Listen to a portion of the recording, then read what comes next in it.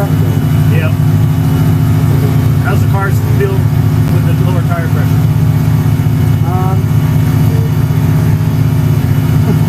Feels better on the low speed, but not as good on the high speed. Okay, so we'll leave them where they are then. Yeah. Just leave them where they are. Although, the only thing I'm curious, is there a pressure difference between left and right? They're all pretty exact. Yeah. Alright, whenever you want to go out. You put your left deck up. Drop it down.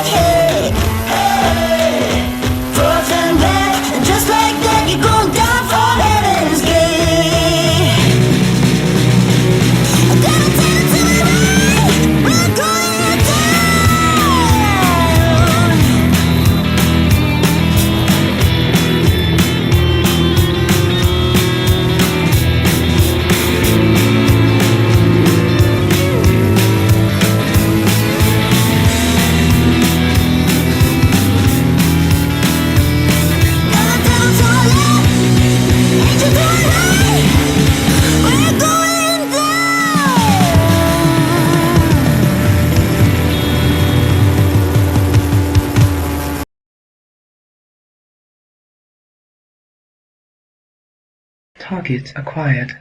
Eagle 1, first strike. You have permission to engage the target.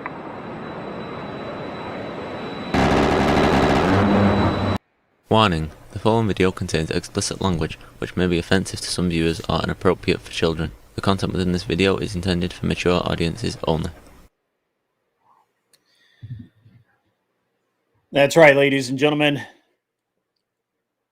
Supposedly mature audiences only. We'll see. We've got what we get. That's how it goes. Apologize. I was a little distracted. I was watching my boy Emmett take Teriyaki to school. And it's his own damn fault. Teriyaki getting his ass kicked. His own damn fault. Wouldn't be happening if he had picked a topic other than the death penalty, which is just dumb. Pro tip. If you're going to pick a topic for a debate, if you have the option, don't pick something that's been done 10,000 times and that literally everybody's seen every argument you've ever made on it. Try really hard to not be stupid. It's really hard, I understand, for a lot of people to not be stupid, but you should try. And that's what's going on. Teriyaki is getting his ass handed to him. I'm sure he sees that differently. I actually like Teriyaki a lot. I like that guy a lot. Except, at this point, he made a mistake. And maybe he didn't make the mistake picking the topic, but he made the mistake agreeing to it. That is for damn sure. Mr. Agrippolis, yes, thank you. I appreciate that. I look fresh. That's awesome. Really appreciate that. It's been a hell of a couple of days, guys. You know, I had that debate last night with Rob Knorr and Craig, the flat earther or anti-flat earther, whatever. What's up, Landry? How are you doing? And that other guy, Max, who was not Max at all. The only thing that dude maxes out is a scale. Greg, that's G-E-R-E-G.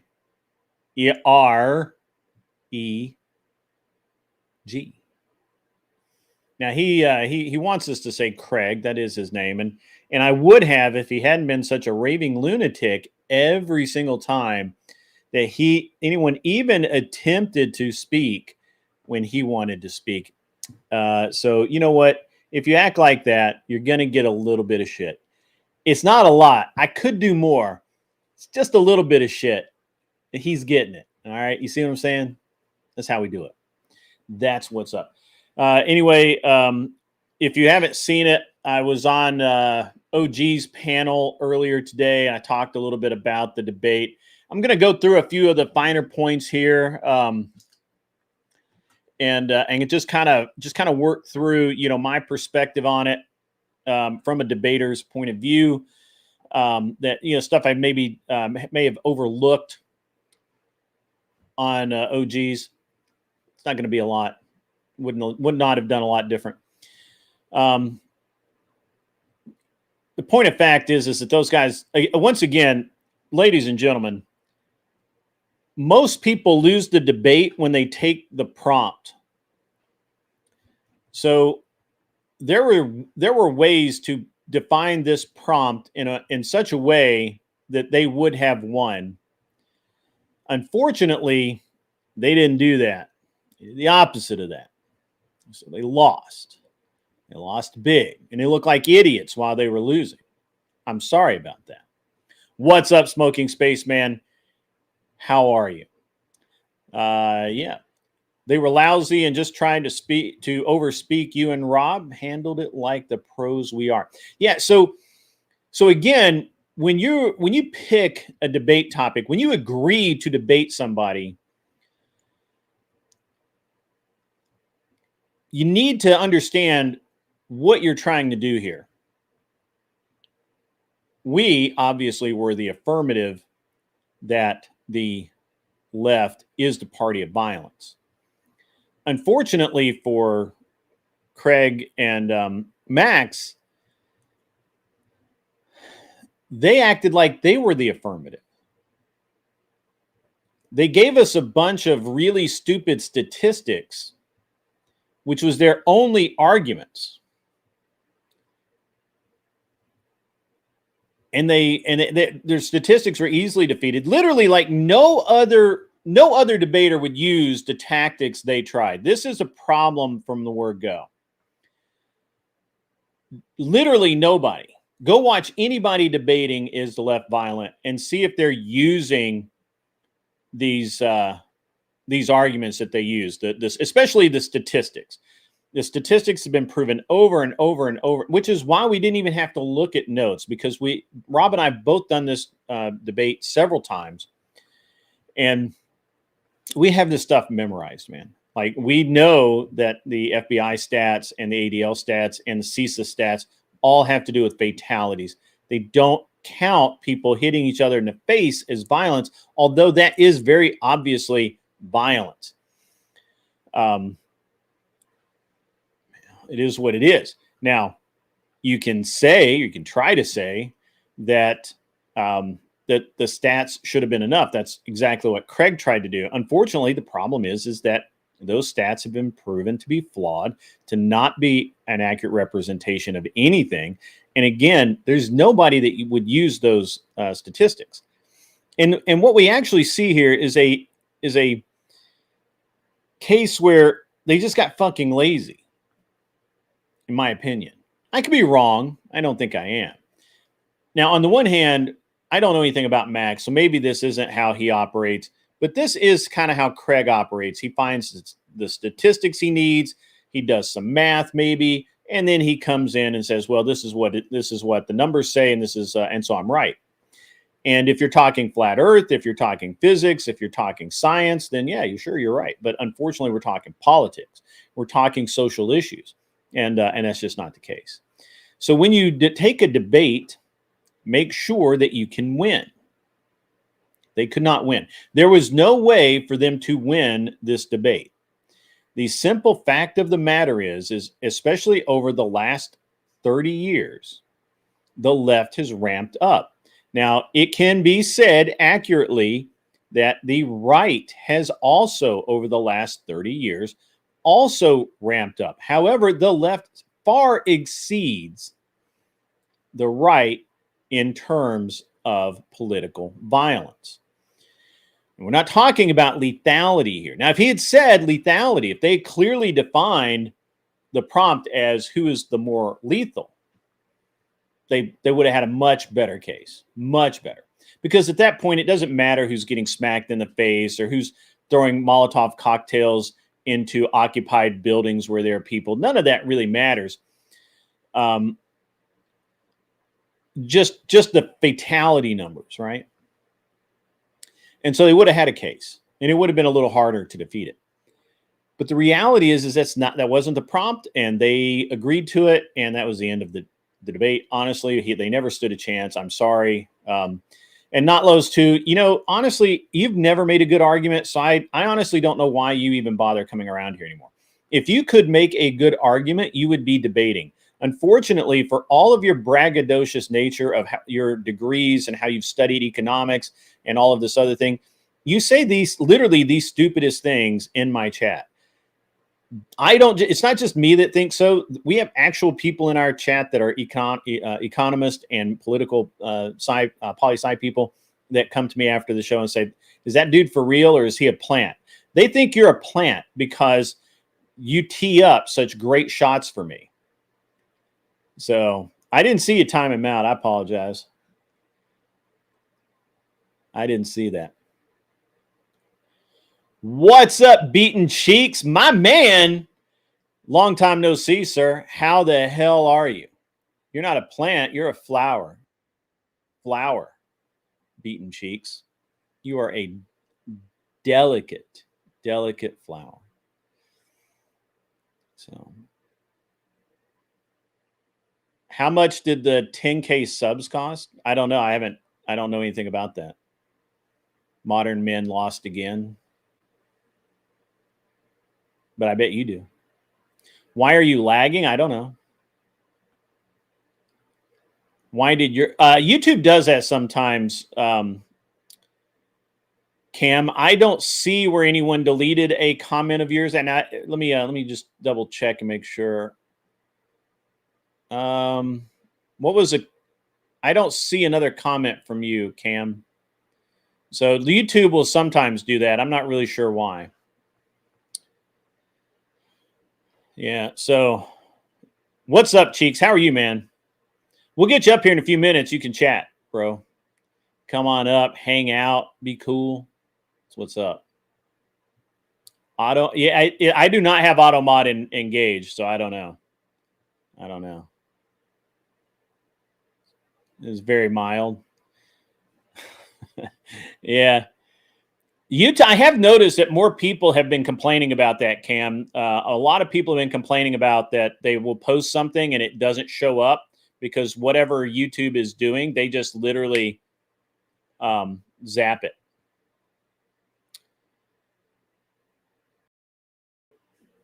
Yeah, I don't have auto mod engaged, so I don't know. I lost 30 pounds, bro. And I'm still losing. I think I'm going to lose another 20, to be honest with you.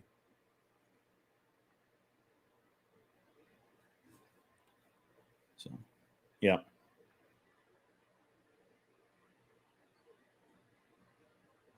Thanks, man. I appreciate that. Yeah, it's just work, man.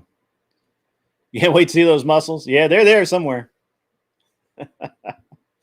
Laundry, are you still here, my man?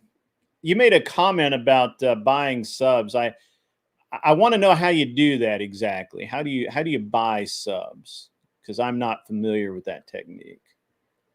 People seem to be throwing that accusation around a lot lately. So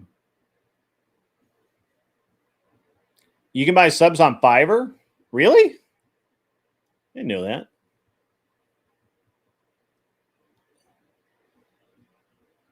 Laundry doesn't have anything else to do, man. That poor guy. I feel bad for him. They offered you some deal on Rumble like a few years ago? Huh. I thought they ended all that, but I don't know. Slowly building. That's cool, man. That's cool.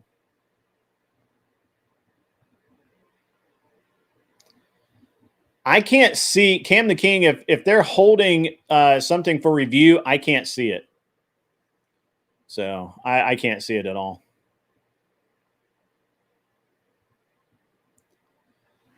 Yeah.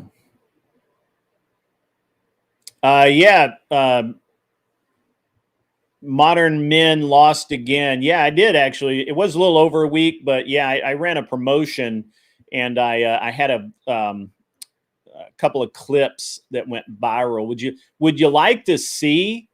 Because I don't mind bragging on myself that I had an excellent set of clips there, pal. But yeah, you give me 1 sec, bro. I don't have any problem showing people shit. You probably do though. You're probably one of those guys that like cast aspersions on everyone and then hiding all the nasty shit of your own. So got to go to YouTube Studio. I've done this before, by the way. And we can go to, let's see, analytics and then content. And we have to go, where are the promotions at? That's not it. Content, where's promotions at? My dog is whining outside. That's hilarious.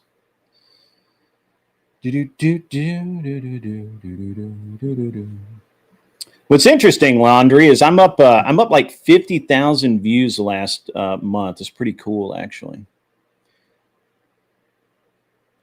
Well, yeah, it's 2024. Yeah, there we go. See, you're not the first person to come at me, you dumb fuck.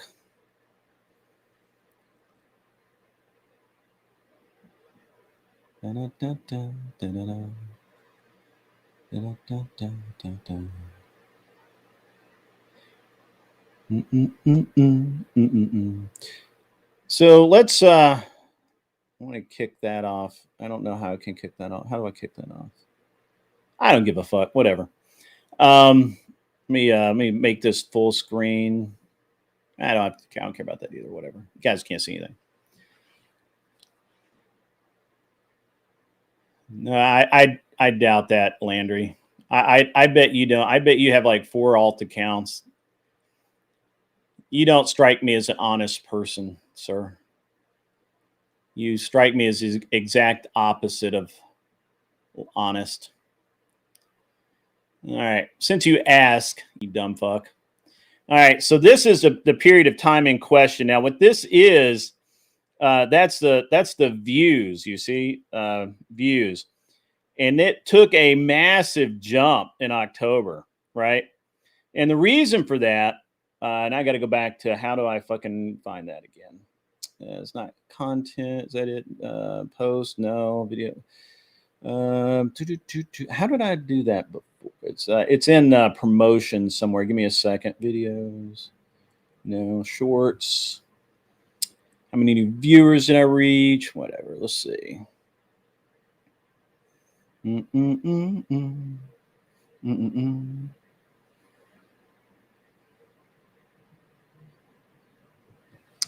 Where are the? I thought it was in.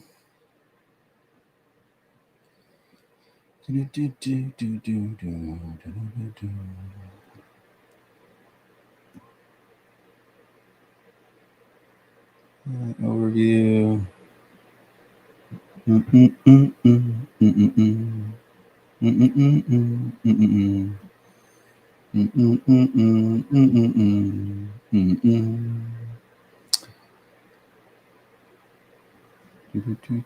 Where's the promotions at? I don't do it, and I don't do promotions anymore, but I probably should.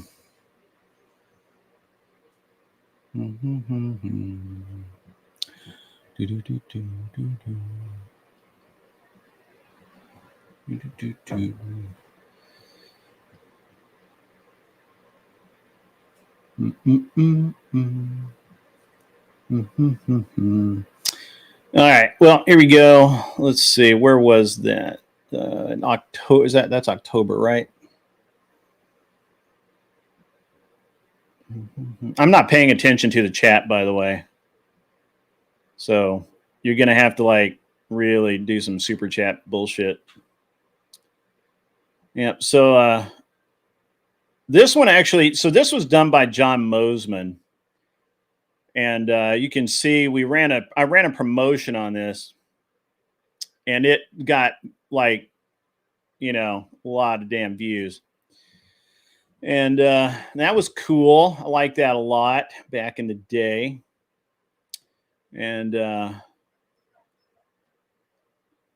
on, my son needs to let the daggum dog in, but he's not going to. All right. So, and then let's go back. All right. And then we had this one. This one did pretty good. Now I ran these for a little bit longer. Yeah. So that one like that did really well. And yeah, it was watch hours, subscribers. That netted me 160 subscribers, but I only made $6.35. Can you believe that shit? That's nuts, man. That is nuts. Anyway, so I did a bunch of these promotions, and I would get like 100,000 click-throughs, but they wouldn't watch them very long. This is just people that actually watch this shit, right? So again, I had 128 watch hours, 14,000 views. I got 119 subs out of that one. And yeah, so it just goes like that. And that's why there was a big jump in October, because I actually promoted it. And I don't know why it doesn't give me my promotion performance anymore.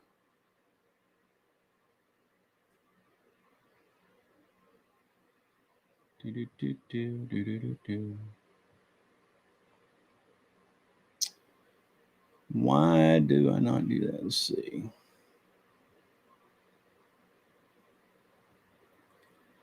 No, I did a bunch of different ones of these. So that's 138,000 views, 28,000 watch hours, 13,823 subscribers netted. So yeah, it worked out pretty good for me, to be honest. But you see, there's no like big jump, you know. It's just all just kind of, you know, a couple here, a couple there, you know, worked out. So yeah, I don't know where they got that from. Let's see. I'll have to look at the chat in a minute.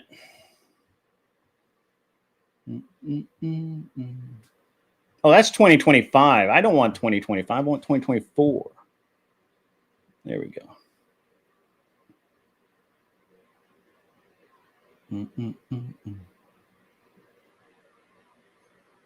I don't fucking matter. I'm trying to find where I did the promotions. The promotions are really cool. I should have done that. I should do another one, but I've actually done a couple of promotions since. And let's see, where do we go here? Need to get out of. Let's go content.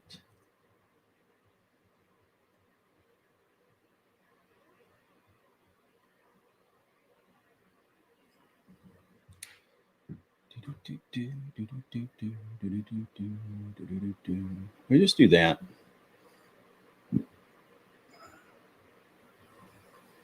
Go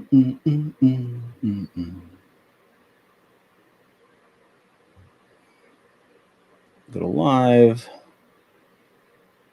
Live again. That's not what I want. How did I do this last time? It doesn't matter.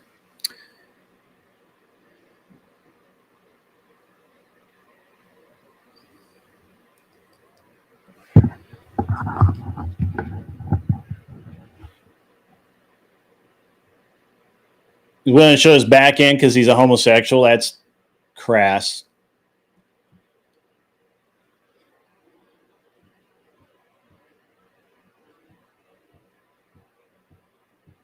What's up, Buddha? How are you, man? I'm sorry. I'm just now catching up with chat. I wasn't really paying attention to chat. I apologize. That's rude of me, but it is what it is. So.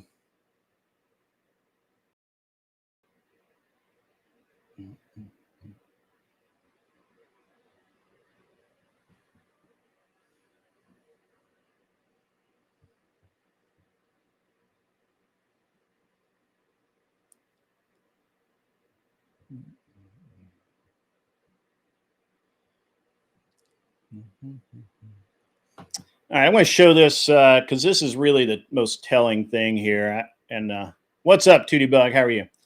He left, but he wanted to see this dumb shit. God damn it! I'll show everybody. Just so look, anybody ever says I bought subs is dumb as fuck. So here we go. I'm going to share this tab again. All right. All right, so what you're looking at here is all the promotions that I've run, and you can see the numbers here. So over here we had this was, I think, one of the better ones. So I got 548,989 impressions. 11,178 views. Out of that, I gained 1,520 subscribers, right? That's like people liked it enough to click subscribe. On the second one, I got 1.6 million impressions, only 30,000 views, which means they saw it, but they didn't click through. And then out of that, I got 4,000 subs. On this one, I got 474,833 impressions, but I got 14,286 views. That means they clicked through, right? Like it showed it to them, and there you go. And then the subscribers I got a whopping 1,814 subs. And then you can see I've done a couple of promotions since then, but nothing's really moved the needle because nothing hit viral like those clips did. And that's just the way it is, guys. Sometimes you're the, sometimes you win, sometimes you lose. You know what I'm saying? So there you go. So anybody who wants to say I bought subs can suck my left nut. You know what I'm saying? Anyway, that's how it's done. Where'd he go? Laundry, you still here, buddy? You still here? Come on now. You're running your cocksucker a few minutes ago. Where you at? That's all good, man. It's all good. I understand, you jealous motherfucker.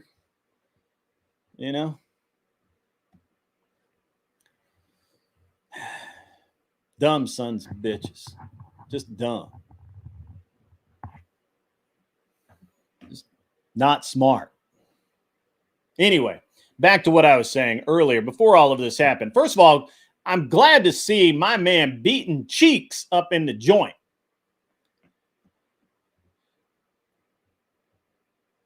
Because he left because of me. He cries when he gets clowned. Aw. But he was trying to make a point. He tried to call me out. The problem is you can't call me out, bro. You can't call me out. You cannot call me out because I will come at you with the truth.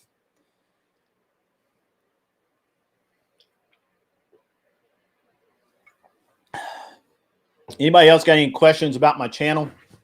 How I run shit up in this joint?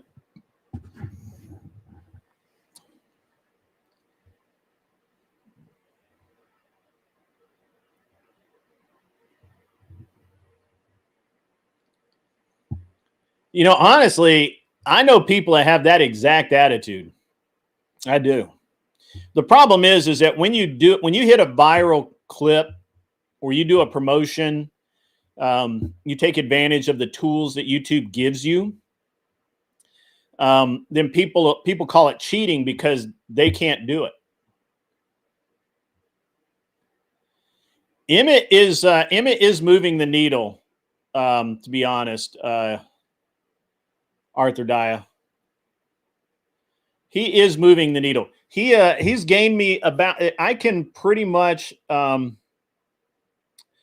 can look at that right here, right now. Now, I've not promoted any of these, and none of them have gone viral. Now, that's probably on me, right? I'm not doing my part to put these where they're promoting. But we'll just go ahead and throw this out there.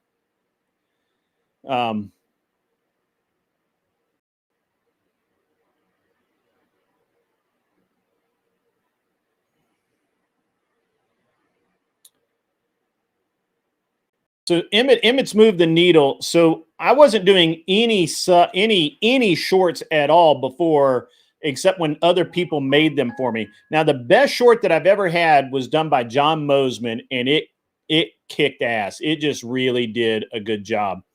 If you look here, so far, Chilling with Marte has been a banger.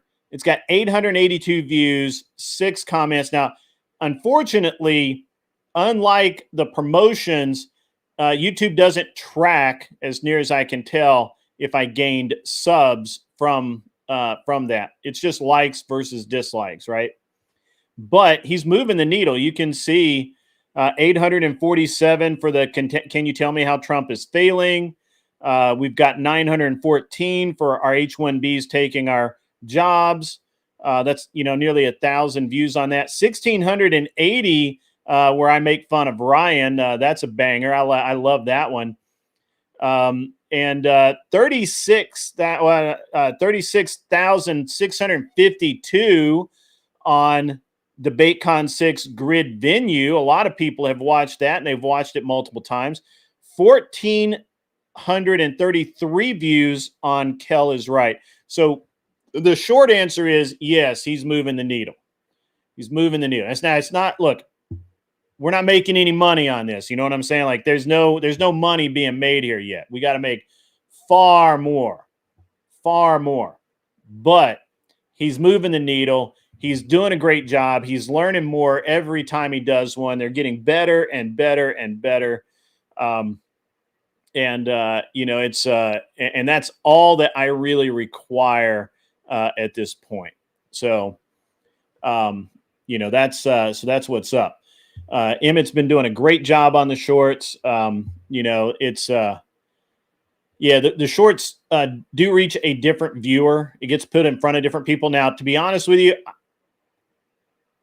I'm still getting in the shorts game. I don't have any clips that you know that have really hit and just gone like mega viral or anything like that. But it's only a matter of time, to be honest with you.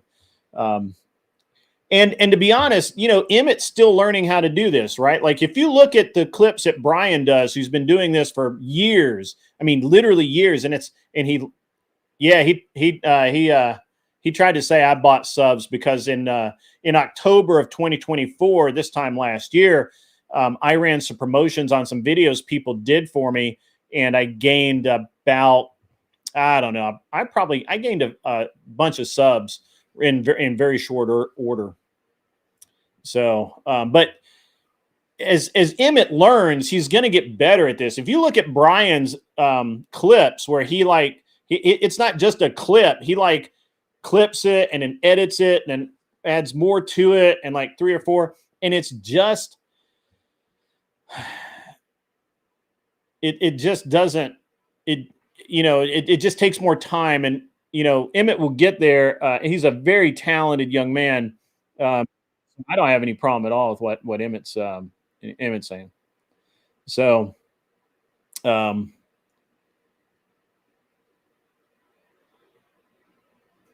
yeah, I know who Laundry is. He's not really one of Dusty's people.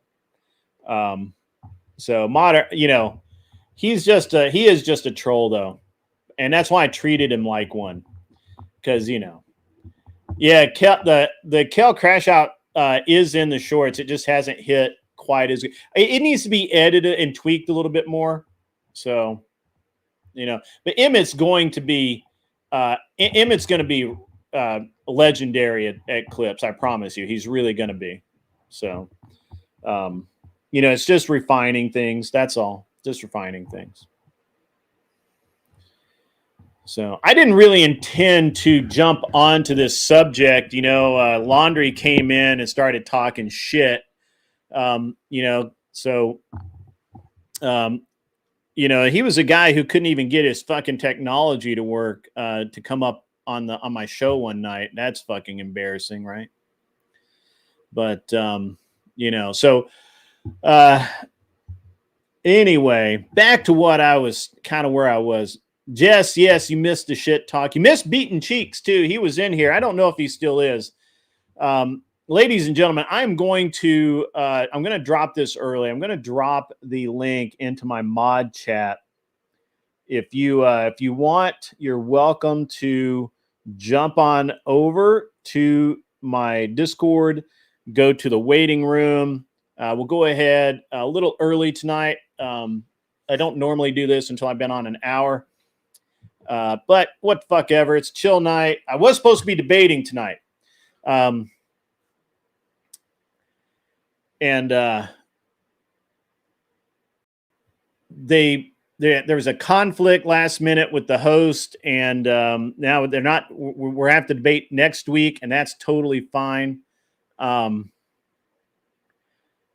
so we'll do the debate next week. It's going to be on gunboat diplomacy, which is you know, I'm down with that sound. That's for sure.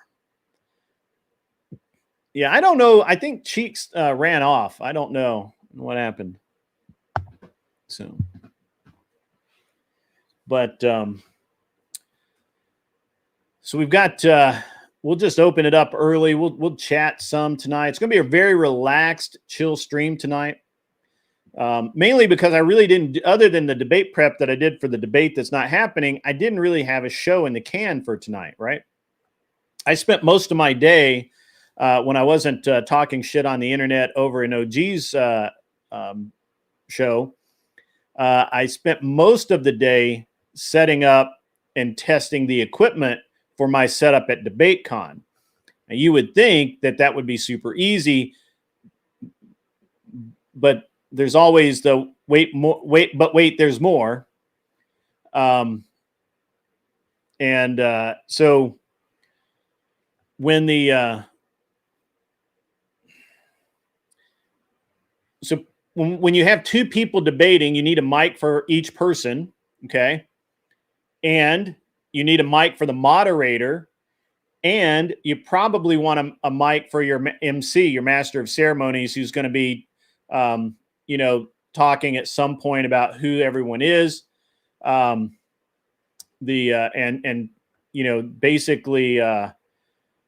you need to have 3 or 4 mics, and they all have to run in the same computer.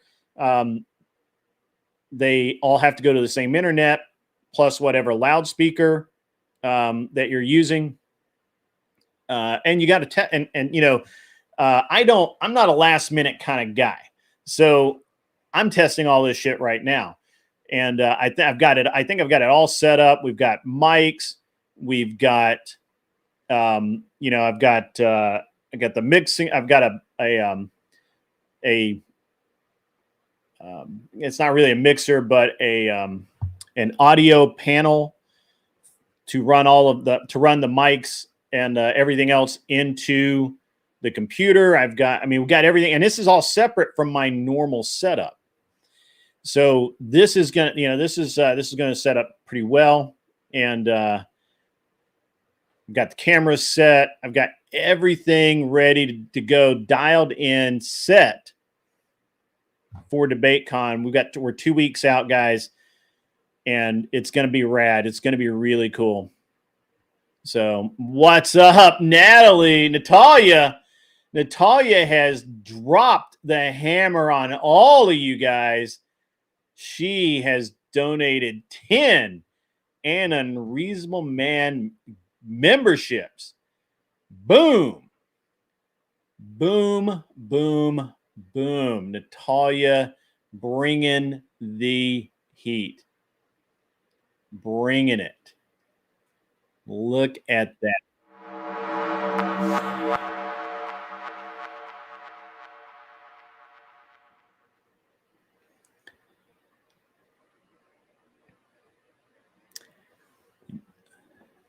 Absolutely legend. Thank you very much, Natalia. The support is awesome. So I've been flitting about the YouTube land lately. I've been over on Not So Air because she was basically reviewing the Sarah situation. I've been on Counterpoint's show. I was actually on Counterpoint show for a little while, also talking about the Sarah issue.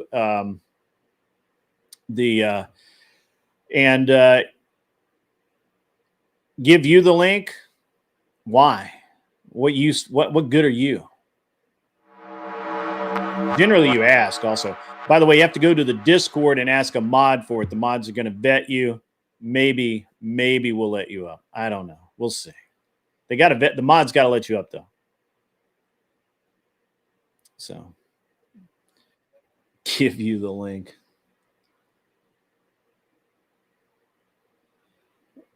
You have to go to the waiting room, and the mods will give you the link.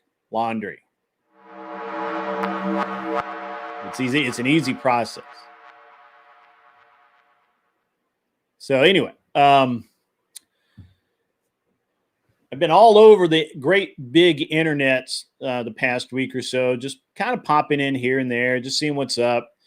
I had a lot of people talking about the incident at TwitchCon, a lot of people talking about the incident with Sarah and Andrew, a lot of people talking about just basically about everything, right? It's been very interesting to get the different perspectives, right? So, very interesting.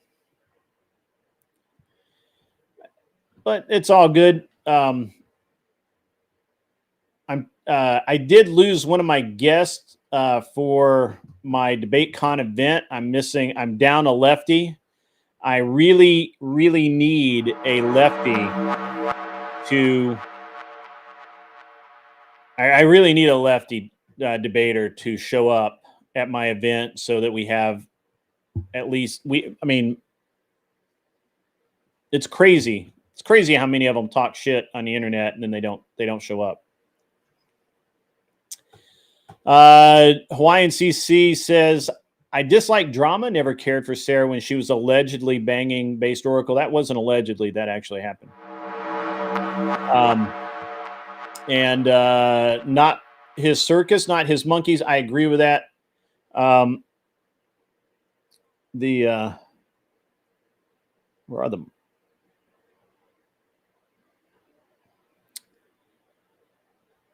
And yeah, so I like Sarah. I've met her in person. I think she's a good person. I don't have a problem with Sarah at all. I think that you know, I don't know. I think she did some things that's just ill-advised, you know, whatever. So it is what it is. So I didn't really have any issue with I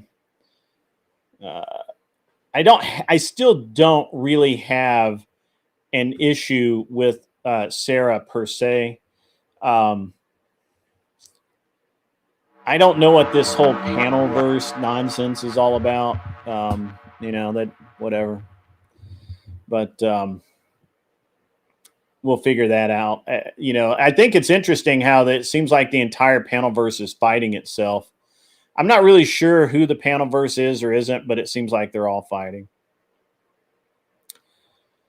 So I don't know. Is it true Ryan, the mod y'all had last night, got demoted? Yes, that is true. That is true. Matter of fact, rumor has it that that he is not going to be moderating for the foreseeable future. Hey, it's a green screen. You shaved off your porn stash. What happened? He's frozen. Coming up the wrong tab. It's very bizarre. I've never seen you do that before.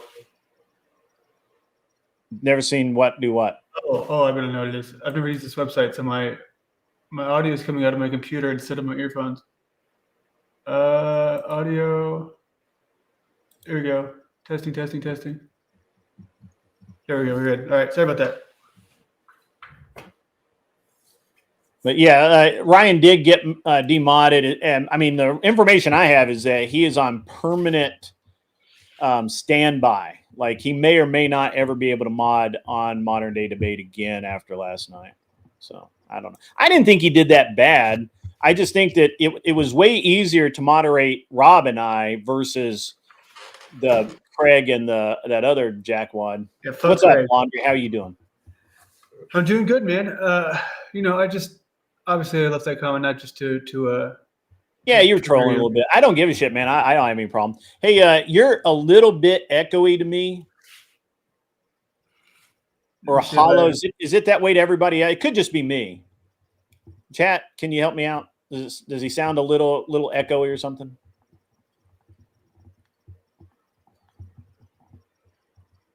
Bizarre.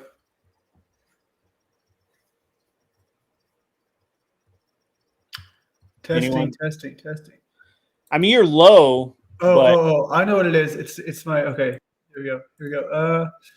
It should be good now, right? Testing. Yeah, that's way better, brother. My bad. It's connected to the camera. Picking up your laptop mic, right? Yeah. Yes, sir. So you say you bought subs like you I did not. You did an advertisement, right? Yeah, I did a promotion through YouTube. And that's when you got all those subs? Well, that's the result of it. I've done multiple promotions. I just happened to hit. I had some videos that just really hit well in that period of time. I ran the same promotion with the same videos later, and they didn't hit. Which what was the videos or what style? They were shorts, more or less. Okay, so short, so it didn't lead to like engagement, really. Yeah, I mean, I put it all up there. Were you not paying attention? No, I'm sorry, I wasn't here if you did anything Oh, explaining it. yeah. I put everything up there. I had one video that I say it's a short. It was like probably, I don't know, minute and a half, 2 minutes, something like that. And basically, it got 1.6 million um, engagements, which means people looked at it. Right? They paused on it, but you have to understand how YouTube does this shit. And it only had like 100,000 or 180,000 engagement where they actually clicked through. And of that 180,000, I got like 5,000 subs out of it, or 4,000 subs or some shit out of it. Like, it's crazy how you start out with this huge number and you get down, it's just like fucking nothing. Well, I mean, it's all about, actual engagement though, right? And real living beings who are wanting to be a part of something. Like those other numbers, I guess they can just take it or leave it. I'm not sure how shorts transitions to live streams or other long form content, but it doesn't seem to be very overlapping in a lot of the cases. Well, I think shorts actually drive a ton of traffic, right? So, and I don't know, maybe you're not understanding. So impressions are when people pause on it, when they're scrolling through Facebook or YouTube or whatever, and they pause and they look at it and they watch it for like 3 seconds and then they just fucking continue to death scroll, right? That's an impression. And engagement's when they actually click on it and watch the whole thing. And then if they click on it, and watch the whole thing, then maybe you'll get a sub out of it. I guess I just look at it and I see the comparison with the total number and then the amount of actual engagement that happens here versus everywhere else in this place. It seems to be pretty much capped. Do you think it's because it's overly competitive and everyone's just fighting for everyone's attention, or do you think it's no? I think so. I don't know what. So that's actually an interesting point, and I actually talked to my YouTube rep about this. So up until this time last year, I was having 100, 120 people per show. Maybe a little less on some shows, maybe a little more on others. You know how it goes. And then in like November or December, I forget when it was, my numbers just dropped to like 40, and we could not figure it out. It was just like, and originally I just thought, well, I'm just not doing as good a show, maybe, right? It's the holidays. Maybe I'm just not being entertainment. Maybe people are busy. Maybe I am sharing an audience and somebody's just, doing a better job streaming than me. I don't know, whatever. And I'm like, what the fuck? And so I wondered that. And so originally I thought I'd been shadow banned. I had a moderator who came to me and she said, hey, we think you've been shadow banned. I'm like, well, I mean, that's possible. But we checked into that. It didn't look like I don't know how you really tell if you're shadow banned or not, but whatever. I mean, you just go from an account that you're not logged into, search for a video with your name, and then, it's like a specific video title. If it doesn't come up and something else comes up, so that would be one way. After I figured that, probably wasn't shadow banned, I still couldn't understand why my numbers were kind of low, or why they got low. Like it was like a cliff. It was just like, good, like off the cliff. Did your promo end? Sorry? Did your promo end?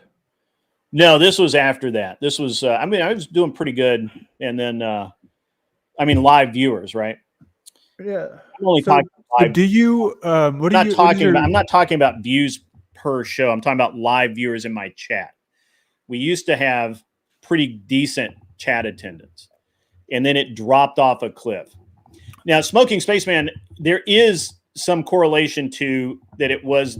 There was a lot of people who felt like that because it was election season and I was doing a lot of election content that was driving a lot of traffic to my channel. And then after the election, people just didn't care anymore and didn't show up. So that went on till about January, and the holidays, got over, and I was like, what the fuck? It's still low. My numbers are low. And I'm like, what the fuck? Talked to my YouTube rep about it. They couldn't see anything wrong. They're like, hey, nothing. And then somewhere in there, I lost like 100 subs at like one time. And and it was like literally 100, like not 99, not 102, not 105. It was 100, just a round number. And I was like, what the fuck? So that was my YouTube rep told me basically that sometimes YouTube will just randomly purge people that that aren't active on your, they just randomly purge subs. And I think it was ZD Den and Arthur Daya and a couple of other regulars had said that they had been, they weren't getting notifications. They weren't getting any information, like when I would go live, they had to literally check to see if I was live by hand. Apparently that also is something that YouTube does randomly. No rhyme or reason that I know that has been explained to me. So after working with the YouTube, but basically pestering the shit out of my YouTube rep for about, I don't know, probably a couple of months, just get a hold of them once. They talked to me, couldn't find anything out. One of the things they did discover is that somebody, they won't tell me who, I'm pretty sure they know, somebody would go in and report my stream, just one report. And so I wasn't getting mass reported. It's just enough for to get the algorithm to, it would mark it. The algorithm would look at it. They wouldn't find anything wrong with the stream. They wouldn't refer it to a human ref. And so, but it would still show as a report, and that knocks you down in the algorithm. That's actually the rep's opinion as to what's happening is somebody was just pissed at me and decided to be a dick, and just report me. And as a matter of fact, we did have someone in the community who had possibly, while they were drunk, admitted that they will just randomly report streams they don't like, which is a bitch move, by the way. That's a bitch move. So I don't know, man. The primary, I guess, goal you hear, you're set, you're retired, you're all that. You're just doing this sort of to kill time. I'm sorry, what? You're like retired, I believe. Yeah, I'm retired. So you're just doing this sort of as a way of killing time? It has to eventually either become something or I'll do something else, right? Like I have a lot of things, and I'm a very busy person. I don't just kind of goof off. Sure. But the like I said, it was kind of it was on a really good upward trajectory, and I have and now once again now I'm gaining subs again. I'm gaining, it seems to be gaining more views, more generically more live viewers, although my live viewer count is still lower than I would like it. We did have 100 or so, I don't know, a week or so ago live, but I don't know, man. I don't know if I knew the entire magic secret, dude, I would tell everybody, but I don't. All I can tell you is what the YouTube reps have told me and what, where I'm at. I just, I look at some of these trends, and I mean, if you're paying somebody to take care of this stuff for you, I believe that there's, underhanded tactics that they use. But if you're just paying YouTube for a promotion, what I'm sorry, when I'm paying who am I paying? The reps. Is that I don't not pay when you're the paying? reps. So how did you get a rep? Every creator has a rep. So how do you find out about this? Well, in my case, I found out because some dumb fuck. Let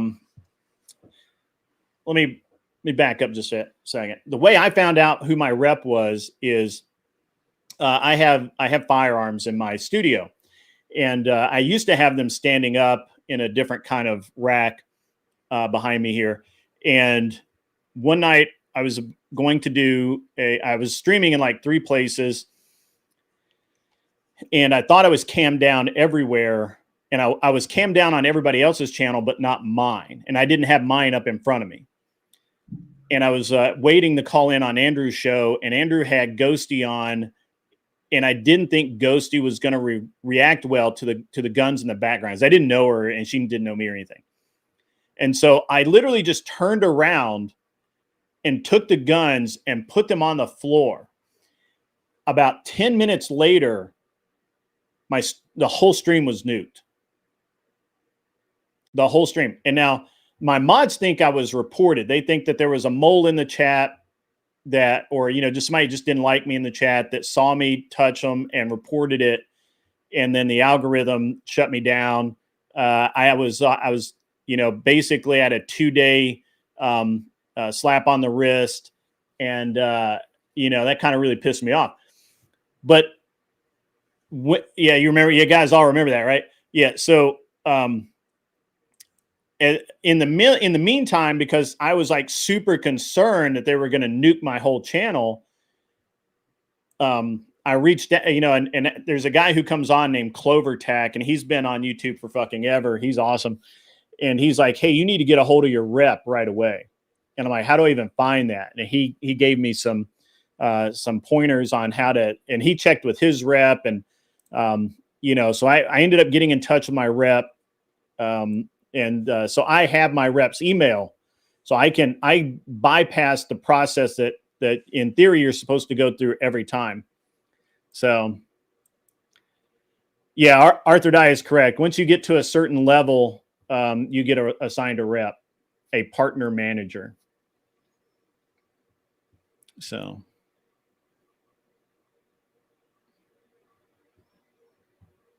Are you okay? Are you high or something? Are you stoned? No, you look sorry, a little fucked up. I was falling really asleep. tired. I'm sorry. You're falling asleep. Yeah, you look fucked up, man.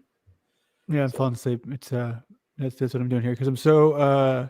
I couldn't hear any. That was like really mumbly. I'm sorry. Oh, he certainly should. I'm sorry. Should I talk like you instead and give you the good old conservative rundown and tell you about how I didn't buy the subs? You might not have bought the subs, but I don't think that there's a whole lot of organic stuff going on here, which is okay. I could be wrong, but I'm probably not. I think that if you do a promotion, I think that these people come and they essentially do, who are these people? Who are you talking about? These people? Sorry, not people. These systems, these networks. Just like it's not human. So when I did the promotion, I did the promotion through YouTube. Yep. Any YouTube creator can do it.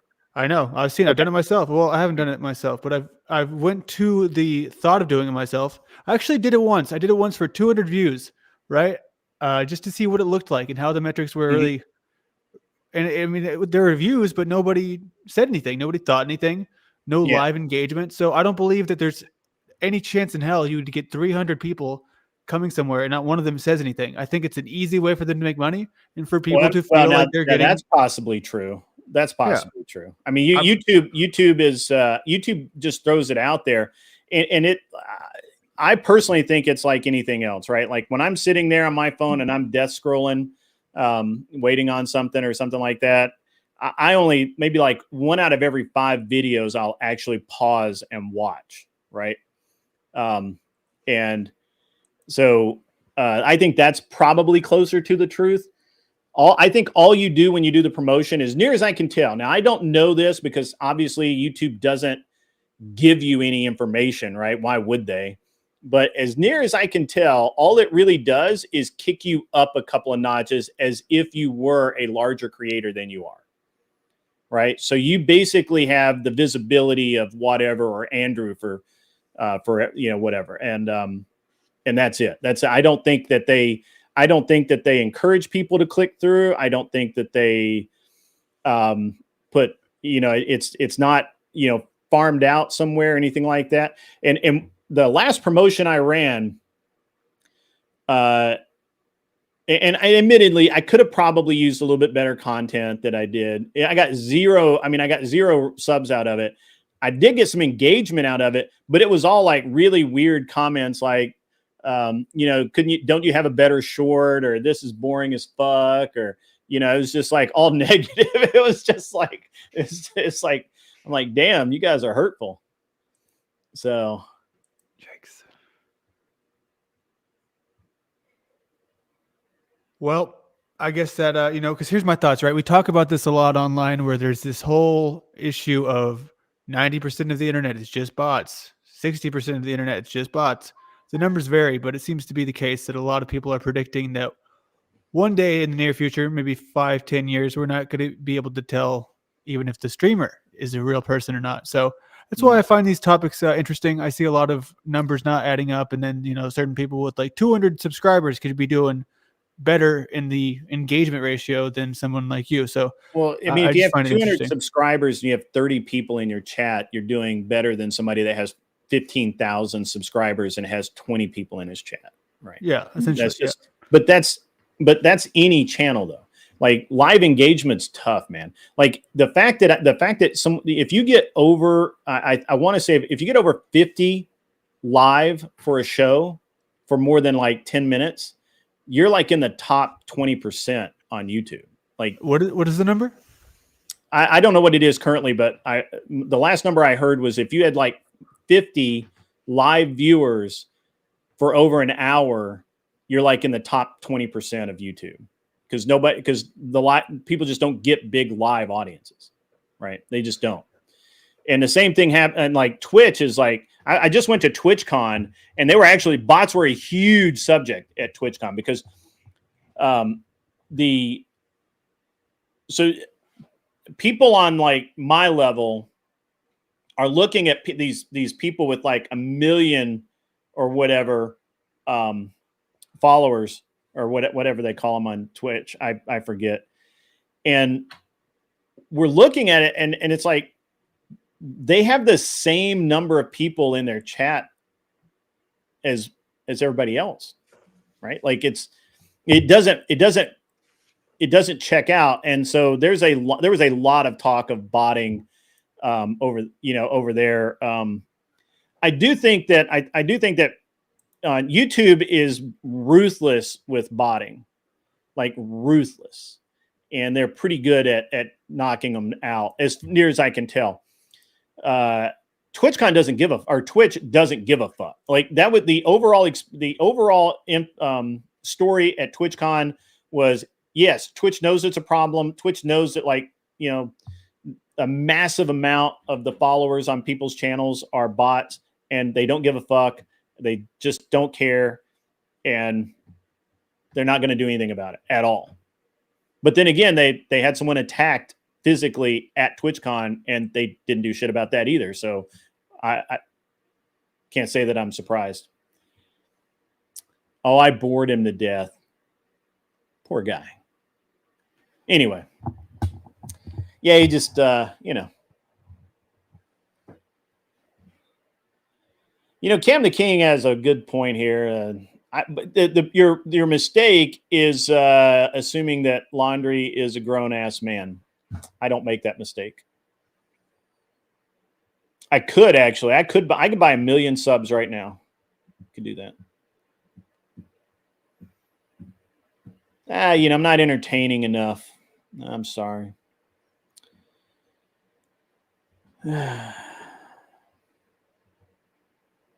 Oh well. Didn't even say fuck off.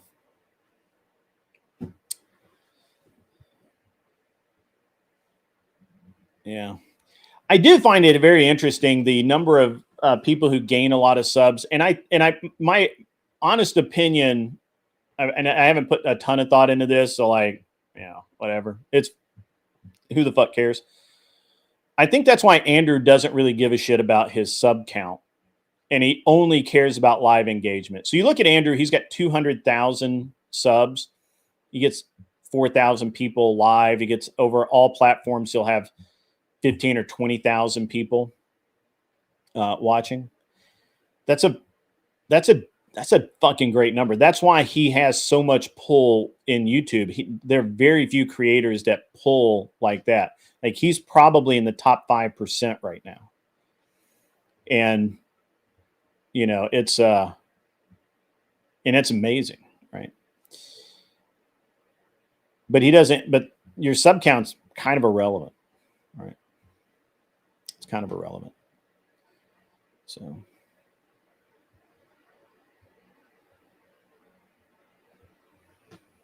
yeah, his concurrents are huge. The other thing is his repeats, like people who are there every single show, off the chart. It's off the chart. He was here to stir up drama, and I didn't give him any. Yeah, sorry. There's no drama here.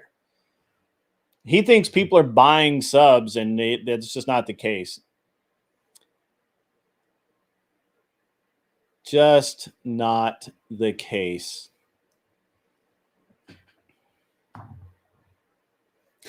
How do I have a who I paid somebody to be my YouTube rep? That was awesome.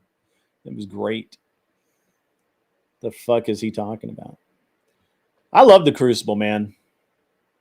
I love the Crucible. You know, and I even like the lefties in the Crucible. I don't. I mean, like I get along with Corinth. Corinth is cool, man. Corinth's a really good guy. Yeah.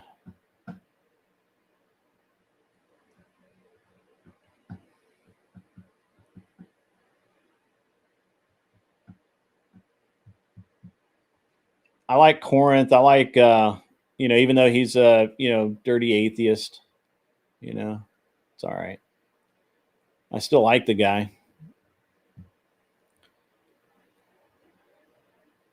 You know, I wish he was coming down to Nashville.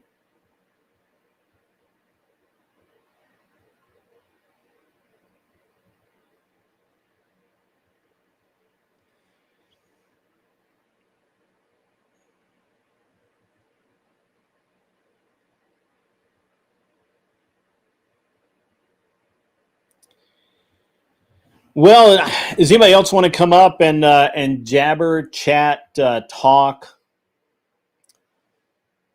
You know, we can do that.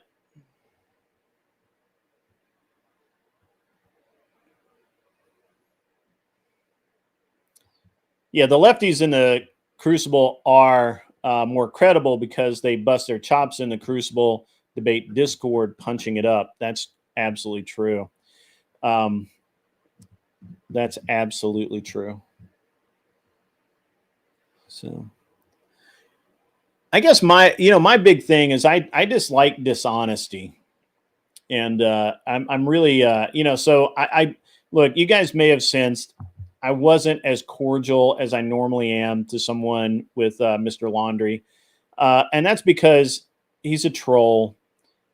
He doesn't know what he's talking about. He's looking for a gotcha moment. He didn't get it. He ran off like a little girl. It's fine. He tried to make fun of the way I talk when nobody could even hear his dumbass. So, you know, whatever. So, funny thing is that it's always strange to me how many people want to try and be a gotcha guy when they just can't do it. They just don't know how to do it.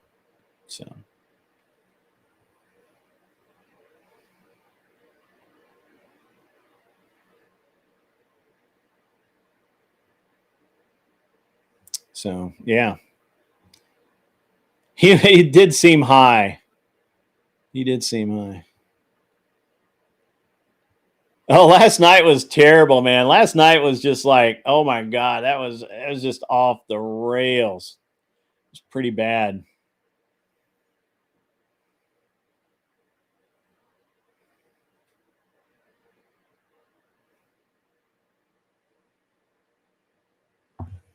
Just off the rails.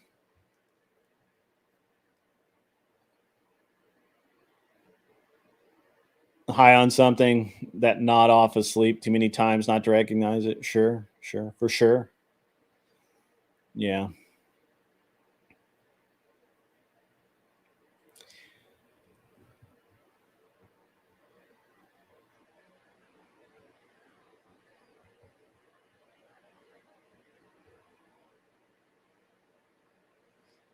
Rambling with Rob last night, he was mad at the mod.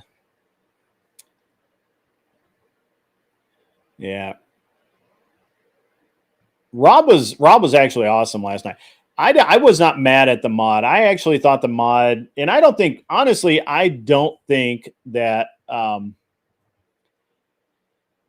don't think Rob was mad at the mod either.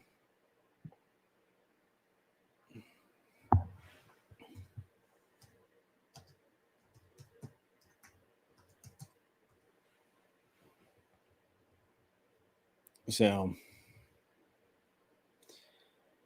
yeah, Rob is an amazing debater. I think it's funny that people try and take that away from him.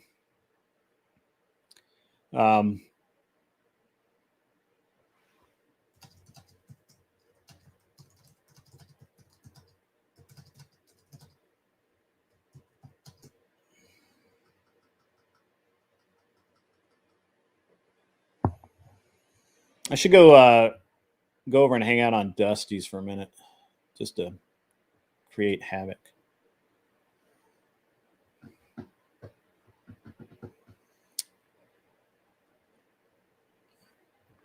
Yeah, I mean, Corinth certainly, he's a sophist, and sophists are going to do what sophists are going to do, and you just kind of accept that when you engage with him. So, but Rob's awesome.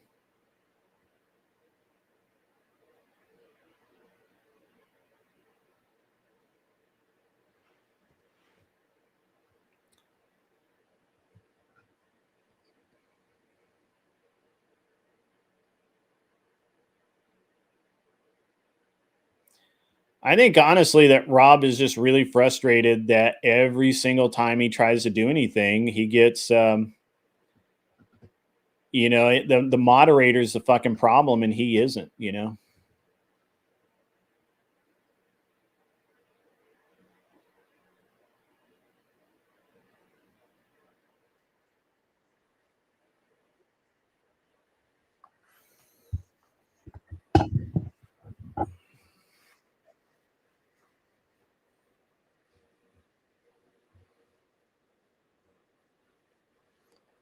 Dusty's not going to send me a link.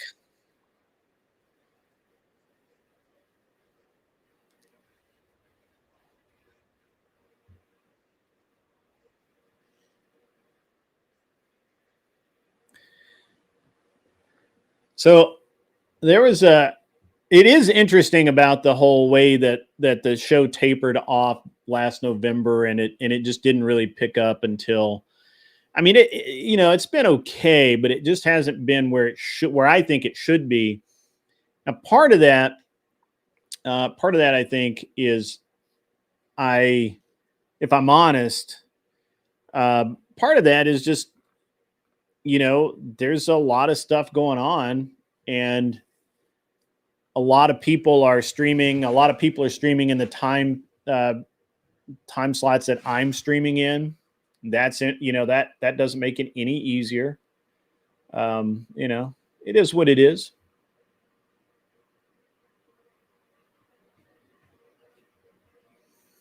And it is what it is.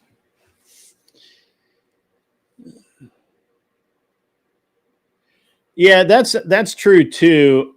Smoking Spaceman. There are too many in the space trying to be moderators that are using debaters for easy content. And I'm going to be, let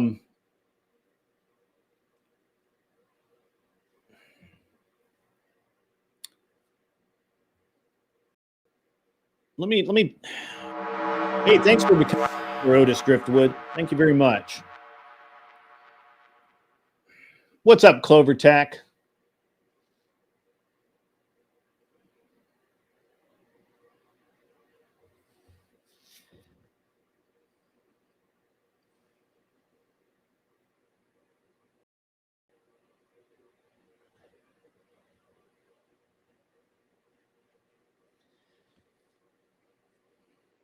So I think the thing is, to be honest with you, is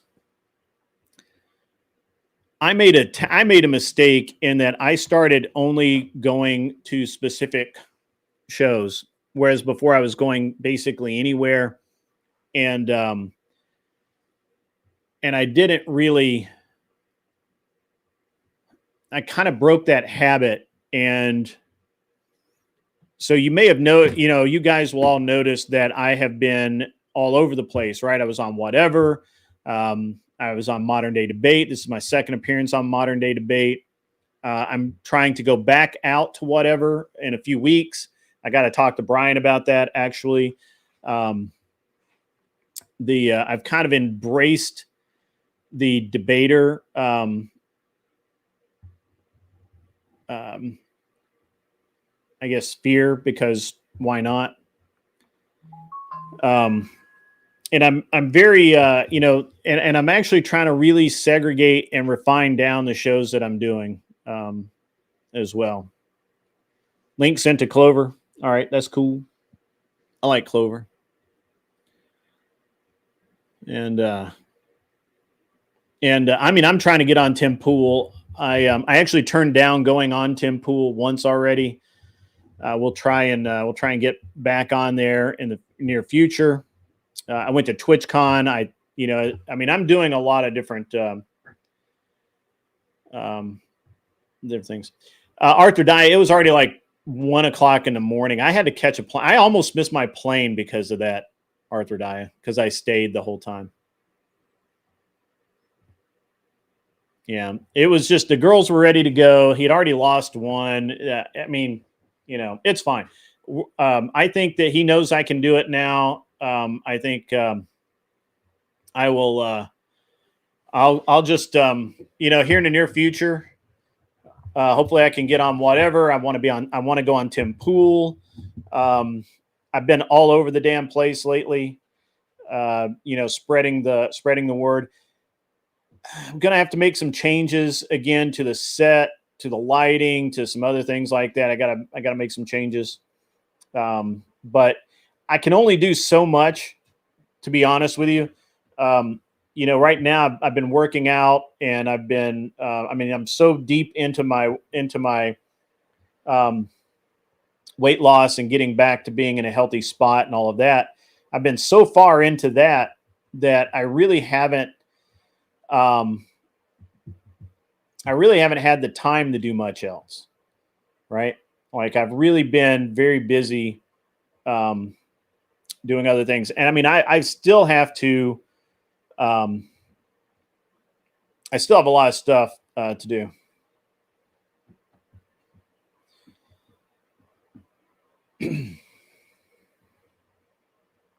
So that's a good solid point. But the same would have been said for Andrew, right?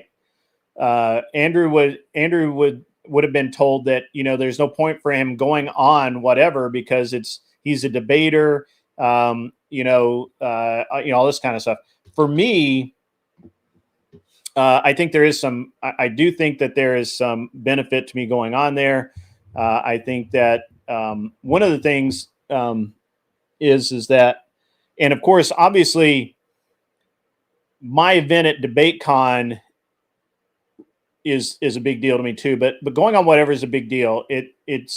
You're going on a channel with millions of subscribers across, several different platforms that will drive traffic to my channel. And I don't have to do what Andrew did, where he went on several times. I just need to go on once, maybe twice, and drive that traffic here.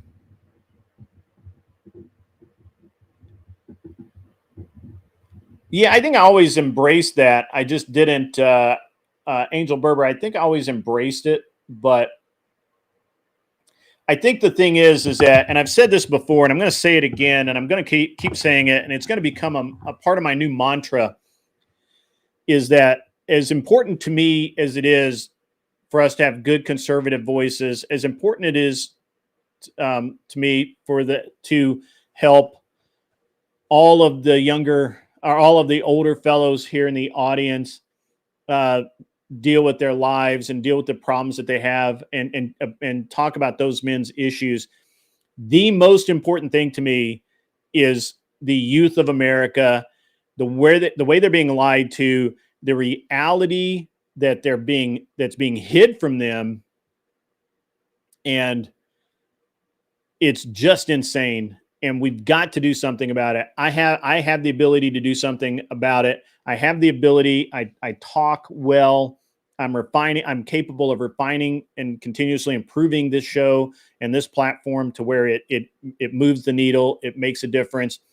And that's what I need to do. And I do need to go on whatever I do actually need to go on whatever and appeal to the young men watching that show to come watch my show and listen to the things that I'm talking about. Listen to what I'm telling you about how to deal with women. Listen to what I need these young men to become men. And that's just it's crazy.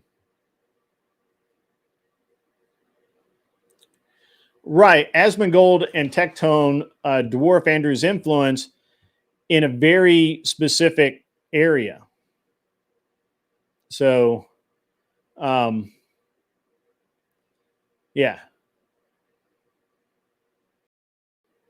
Plato's cave analogy. I'm not really sure what the Plato's cave analogy is. Run that by me.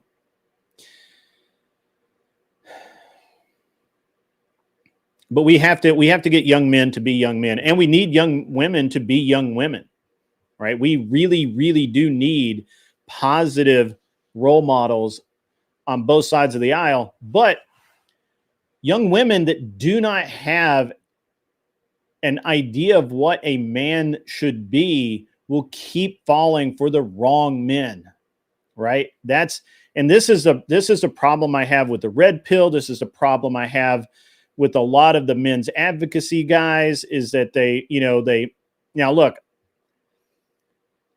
I'm going to say this, it might sting.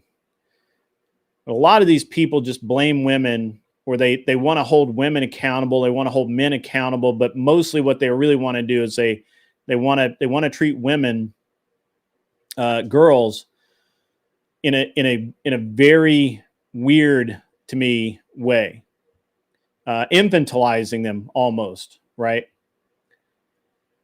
I'll look it up, Never Lucky Rubber Ducky, for sure.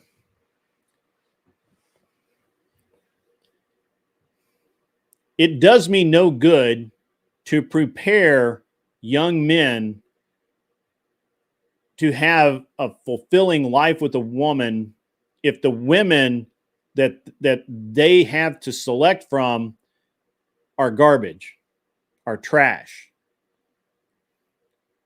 So we have to fix both. We have to. And not just politically, right? This goes beyond politics. This goes beyond right and left.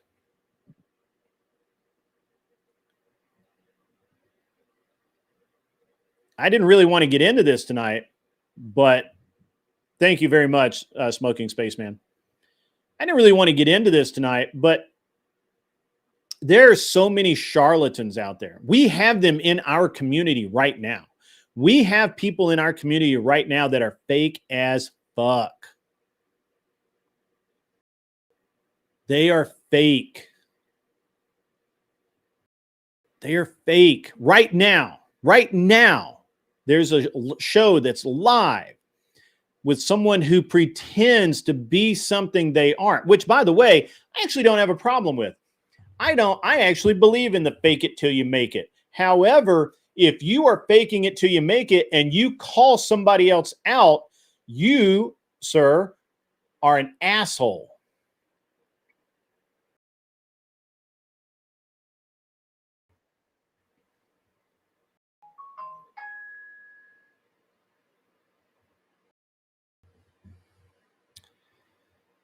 I honestly believe in the fake it till. I've seen the fake it till you make it work. I've seen that work.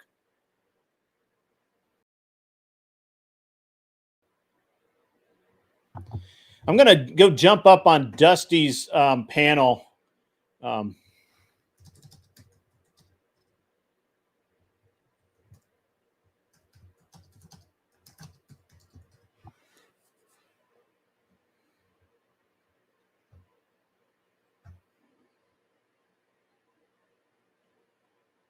the fuck is the link?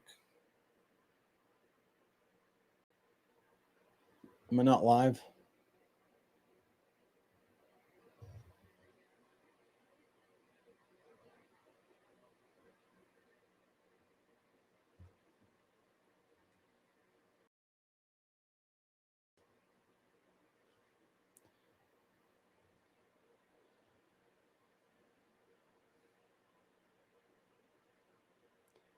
me unmute this thing.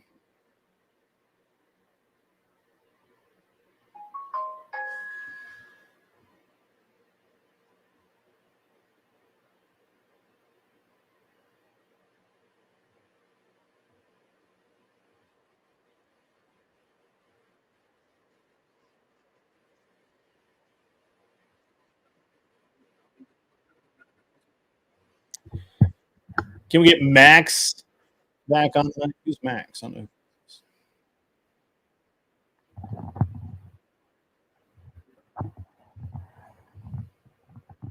Oh no, that guy. No, we're not getting that guy back on. All right, guys, I'm going to jump over here into the dusty land.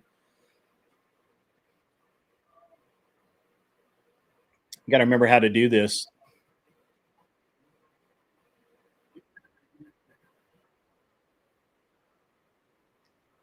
I got to mute some stuff.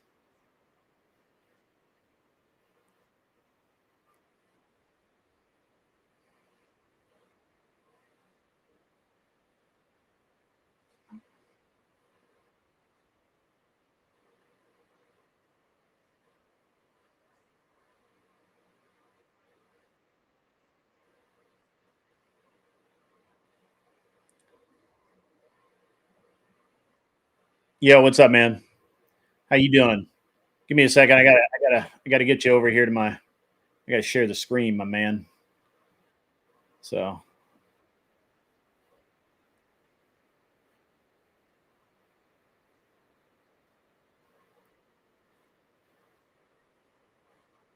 Yeah, there we go. All right. So, no, I don't. I was just coming over here to tell you that your buddy Laundry dropped by tonight. He thinks I bought subs. I had to walk him through the math. So, I think he was too high to understand the math.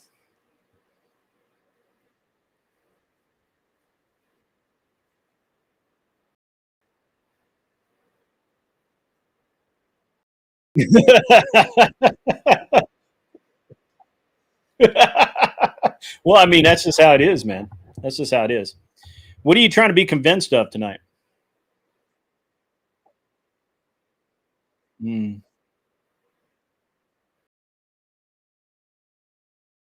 I do know Bob. Well, they can't hear you for some reason. Hang on, let me. Why can't they hear you? Oh, I know why. Whoops. That's my bad. That's my bad. Yeah, that's right. That's my bad.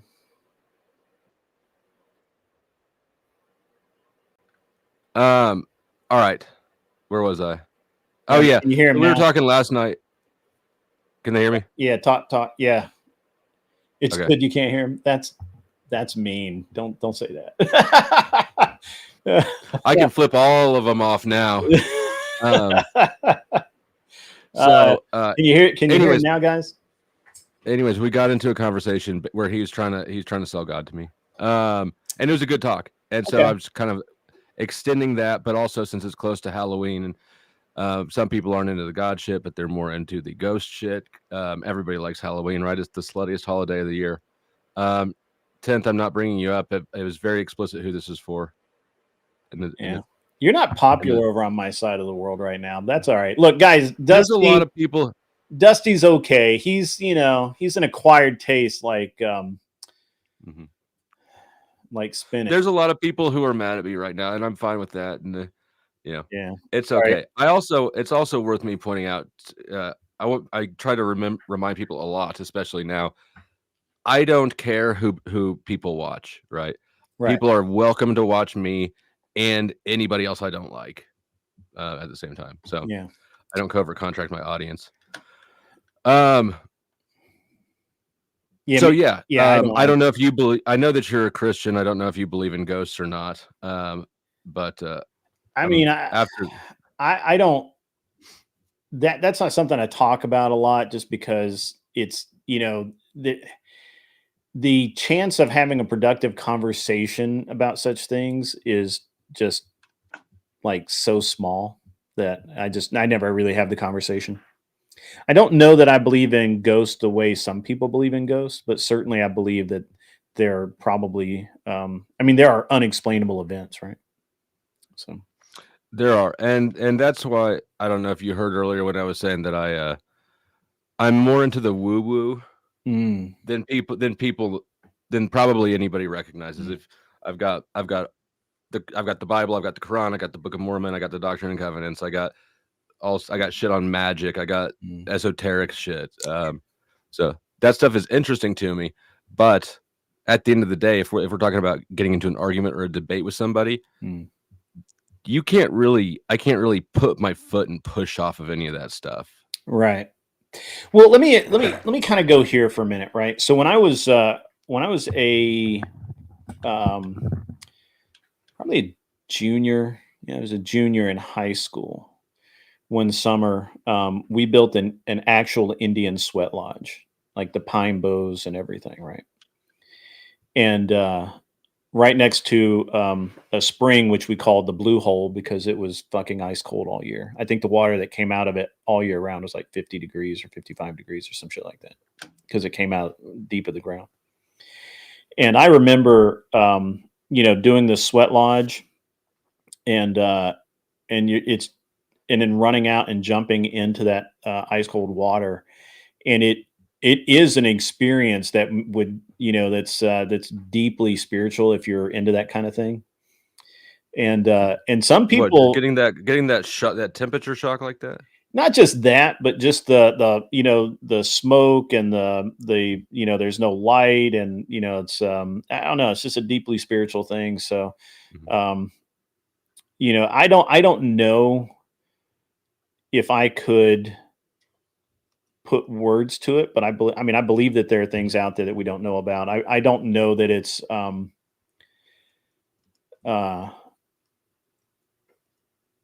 I just don't- the problem is I don't know, right? I can talk about a lot of it, right? Like I can talk about the various types of spirits and way people believe in them, and all of these other um uh, things, out of body experiences, experiences people have. Like um, I was in a group once where there was a guy who did not believe in God, did not believe in the power of prayer, didn't believe in the power of anything except himself, and regardless of whether or not it was actually true,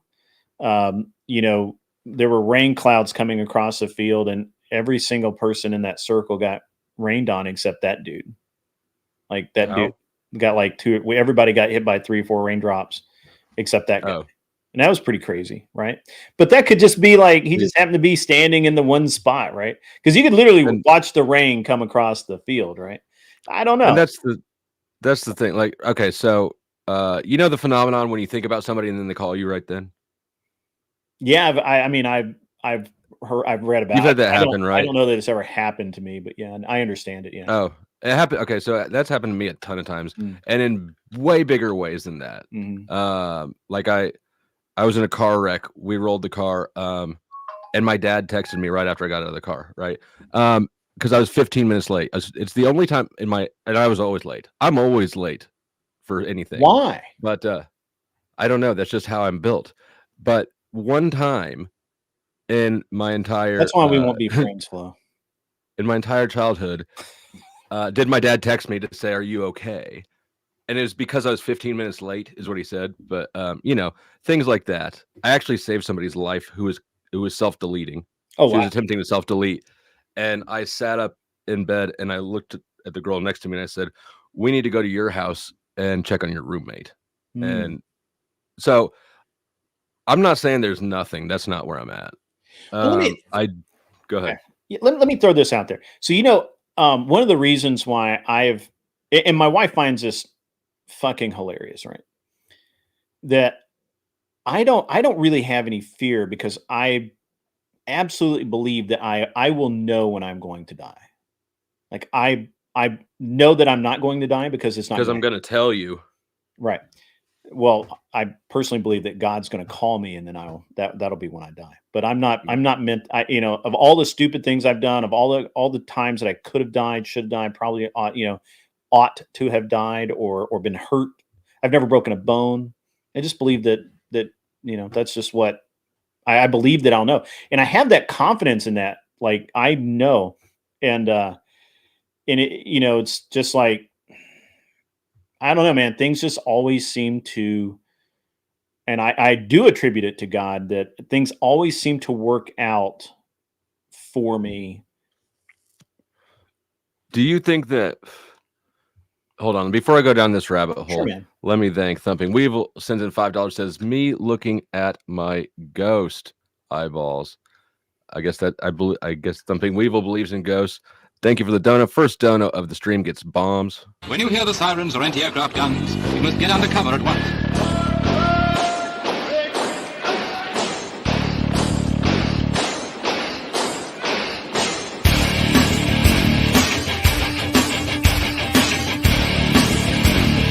If you're in the open with no cover, lie down.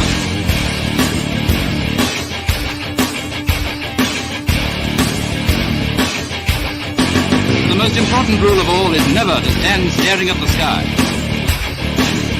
If you don't take cover, you may get hurt. All right, let me unpack this now. Unpack that. What if instead of an external like so? Part of my issue with religion is the psychological concept of external locus of control. Right?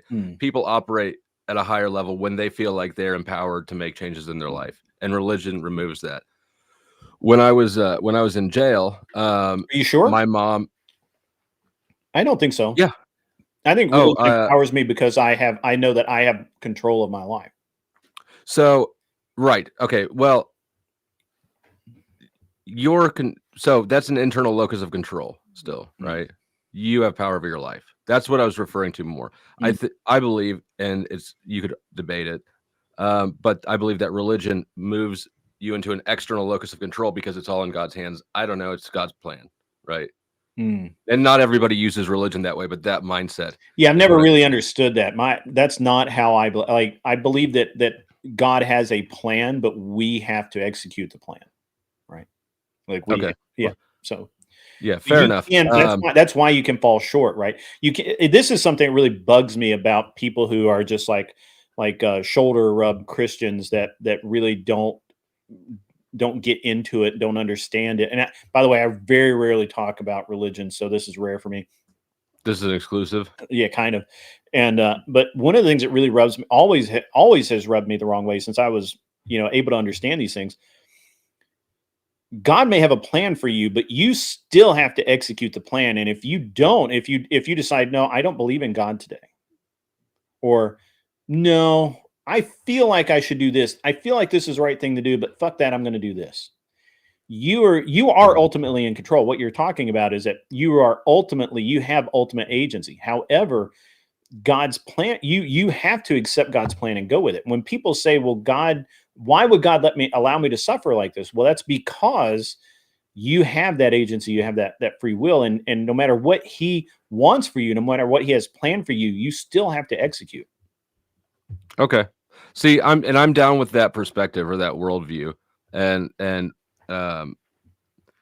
it really annoys me when people are just like, God, take the wheel. And I'm like, bitch, that's not how this shit works, baby.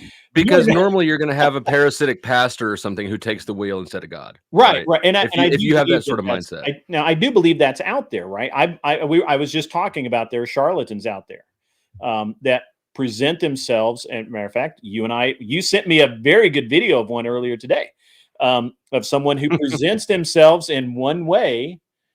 But the reality is that they are absolutely the opposite, right? Now, I am a huge fan of the fake it till you make it. I am 100%. If you are, if you could not be a very good Christian, but if you acted like a Christian every day and you worship like a Christian every day, eventually you will be a Christian. Like you will, that will be right. But that's a whole different intention though. Because if your intention is to become a Christian, then you're acting in accordance with that. So I think I get what I think the big hump is acting Christ-like, and once you get over that, most of the rest of it's pretty good, pretty easy.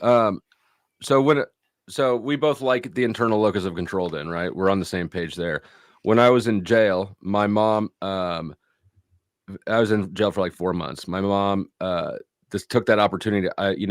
There's nothing worse than calling your mom from jail and saying, "Hey, mom, I'm arrested again." Again. Oh, shit. Right. I got raided 3 times that year. That's like maximum oof. It's maximum oof. So the one thing I had to like kind of offer was I said, whatever you send me, I'll read it, because she had sent me books before, and she was kind of trying to save my soul. I'm doing air quotes because she's not particularly religious either, but I was kind of I was a little bit more hostile and plain back then, or whatever, materialistic, however you want to say it, psychopathic. I got you. But I said, whatever you want to send, I'll read it. And one thing she said, she would print off, there's a website that's full of called nderef.org, I believe. And it's full of near-death experiences. People catalog their near-death experience there. And something that was interesting is that people tended to have, if they encountered a religious figure, it tended to be the one that they already believed in their life. So Christians would see Jesus, Buddhists would see Allah, that sort of thing. And if you take that and if you put all this in context of created in God's image, right, then it can even work with Christianity. So what if instead of an external force, it's an internal force, and you get what you believe you'll get? So I've always said this, like, because I've been asked many times, especially when I was younger, I was like, well, how do you know which God is the right God? What if the Jews are right? What if the Mormons are right? What if the Church of Christ people are right? What if the Muslims are right? What if those people are right and you're wrong? Well, Right. I don't know. I don't have an answer for that. I can just believe what I believe, and worship the way I choose to worship. Soon enough, we're all going to find out. We will find out soon enough. Either I'm right, and I go to pearly gates and majesty, or I'm wrong and I go to hell. Which sounds implausible to me. I mean, here's the thing: if you believe that God is all loving and made everything, okay, let me back up. The fact that we exist at all, sure, tends to tell me that either God is loving or there is no God, right? It doesn't tell me that there's a malicious God or a hostile God. Well, so that's something I've and I don't usually get into this because my opinion on, or my observation of it is, I believe correct, but people will argue about this. So I believe that while God is ultimately good and loving and all of that, at the same time, you can be that. God can be that and be vengeful and be merciful at the same time. You can be both things, right? And we have vengeful and merciful. Yeah, at the same. You can be vengeful and merciful at the same time. You can, to different people, I suppose. I don't see how you can be vengeful and merciful in the same breath. Right. You can, on the one hand, look over my life, for example, and look at how I've lived and look at the works I've done and the fruits of my existence as a Christian. God can look at that and find me either worthy, right, and having been a good man, obviously a sinner, obviously flawed, but redeemed. He can find me redeemed, or he can find me lacking. Both of those things are capable from the same person, right? Not at the same time. You're right. Not at the same time, but from the same the entity. Yeah, same entity, right? Like this is another thing that I also have a problem with the shirt cloth Christians, or shirt tail Christians, is this idea that God is all loving, right? We have multiple. I mean, he basically destroyed the earth, right, with Noah's Ark. He basically, wiped a massive amount of life forms off of the planet. And if I believe that, which I do, and I think that there's evidence to point to that happening, including the Ark itself. If I believe in that, I'm going to let that one slide. it's okay. If I believe in that, then at the same time, if I believe that God can destroy most of the world, I also have to believe at the same time that he can be merciful to those who redeem themselves. Sure. And I think that even though I don't believe the Bible literally, I think that you can look around and see that the world gives me evidence I come to the same conclusion, right? There's good and there's bad. And there's certainly bad shit that happens all the time, right? So to say that God is and keep only in mind, love, I'm not a pastor. I'm not a minister. Sure. Yeah, I'm a and this is one of the reasons why I very rarely talk religion, because I don't feel I'm qualified to, right? I'm a deeply flawed human and a very poor Christian overall. But I try, right? I do the things that I feel like God calls me to do. This is Pastor Grid. He's here from Church's Grid of the Holy Cross. Real quick, Thumping Weasel drops another $5. She says, Jesus suffered. Jesus did not have an easy life whatsoever. What makes us different? Thank you for the donation. And that's a lot to unpack.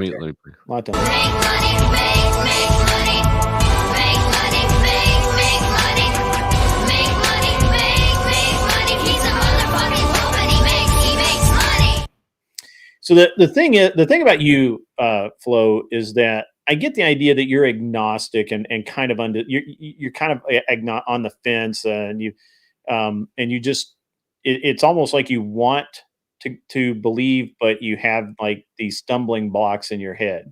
And a lot of people have that. I don't, because I grew up in the church and I saw both good and bad things happen to people where I feel like God was merciful and whatnot. So, and so I personally, I'm on a different. I have a different reason that I believe, and I believe that that's personal for everyone. Like it also, and it should not. But again, I'm a deeply flawed human. It should not it should not annoy me that people overnight become these overnight Christians with like no thought to anything except what makes me feel good right now, right? And that kind of annoys me. It shouldn't, right? Like that's a problem I have. I need to be a better human being about that, but it does bother me, right? But I hope again, I am a believer in the fake it till you make it. So, I mean, isn't that? I guess you just admitted that you need to work on it, but that sentiment seems like actually fairly anti-Christian. Yeah, no, I'm deeply flawed, man. Yeah, I'm deeply flawed. And I've noticed, like, who's that one chick? Who's the chick? Which one? Nala? Is it Nala? Nala Ray. Yeah. Right. That pisses a lot of people off, which is kind of interesting to see happen from the outside. Yeah, but there are very specific reasons. Like it doesn't piss me off, but it makes me when I look at it, I have an instant like gut reaction of like revulsion, right? Not because she used to be a whore. People have past, right? Like who cares? You were a whore, weren't you? Kind of. I mean, I never got paid. I wasn't professional or anything, but sure, I mean, an argument could be made. But it's the way with which she's conducting herself now.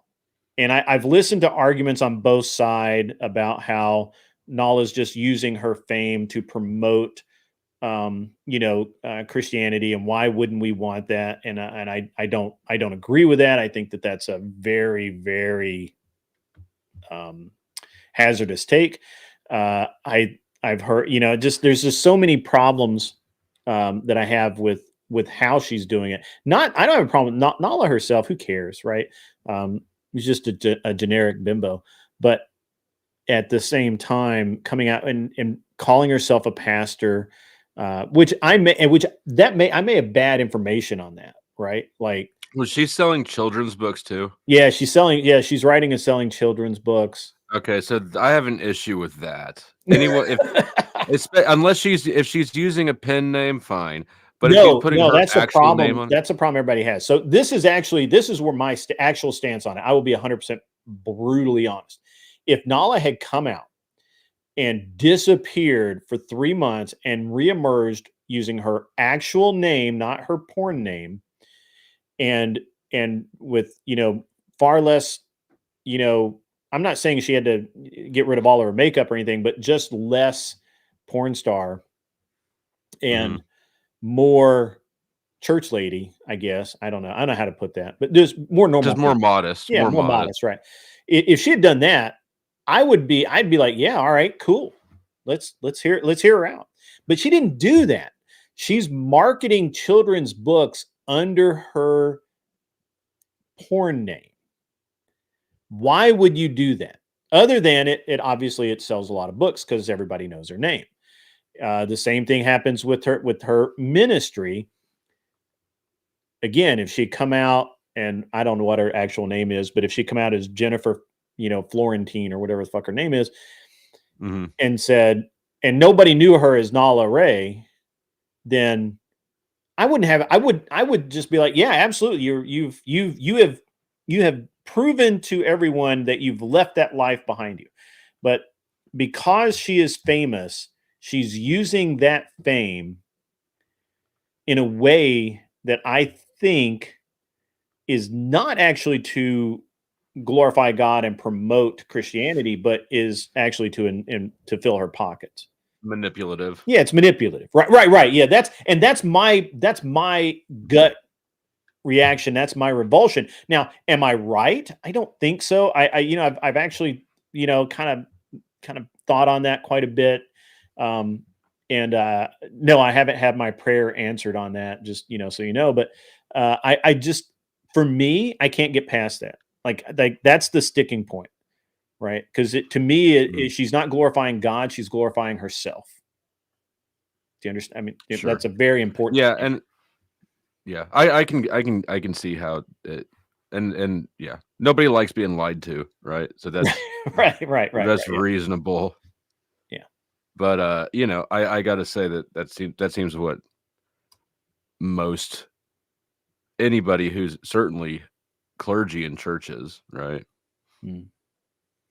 It just seems like that's a massive market, and yeah, I mean, almost the fact that she was a porn star and therefore has less credibility kind of makes it less offensive to me. Because if you expect it, I don't know. Yeah, if you're gonna have an OnlyFans girl get, you have a low bar, low expectation. If you fall for that, you're gonna fall for anybody. But the ones who really get legit hardcore believers, I think anyone that follows Nala is either a closet simp or is just one of those, like, just so excited to see anybody make that claim, right? I just don't feel like she's going to garner a huge following of devout religious people. Sure. And look, again, it's not my place to say that I doubt that she's a Christian. I have no idea. That's between her and God. That's not my problem. My problem is very simply, it seems very manipulative. It gives me just an instant revulsion, a feeling of there's something wrong here. That could just be a personal problem. It could just be my bias and my slant. And again, I'm a deeply flawed Christian and human being. So, I have to try very hard every day to be just a nice person, let alone, a good person. But I think that, and I understand that you're being a little bit more kind to me than you would, say Bob, who comes up, but I'm also, I'm not a preachy person, right? I'm a very plain language. person, right? And I'm not going to bludgeon you about the head with Bible verses or things like that. I'm just I would be kind and gracious to Bob or to Rob too, because well, he's blocked me on everything and he's hiding. And I realize that if I'm going to have any interaction with him, it's going to have to be with kid gloves. yeah.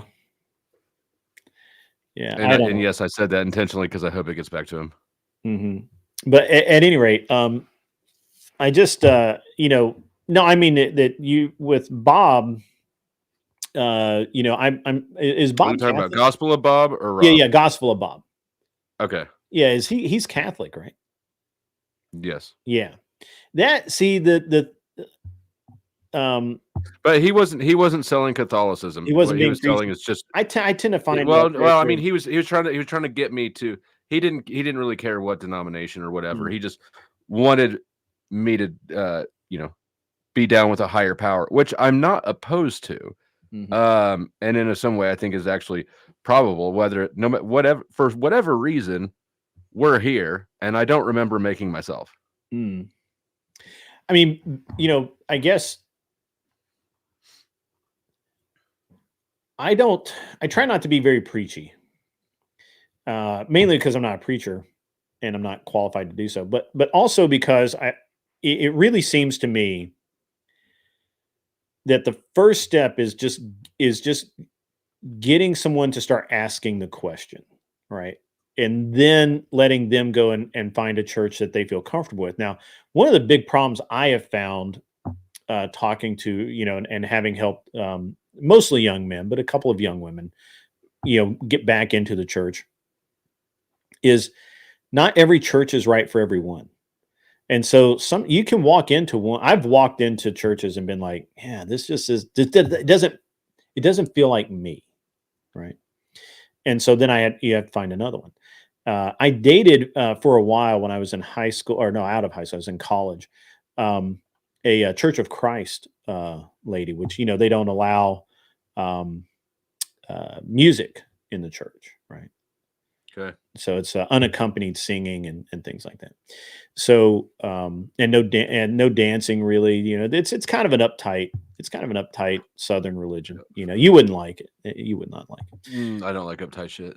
But well, pause. I mean, no. Go ahead. Yeah, it was a. I mean, because I said tight. I got you.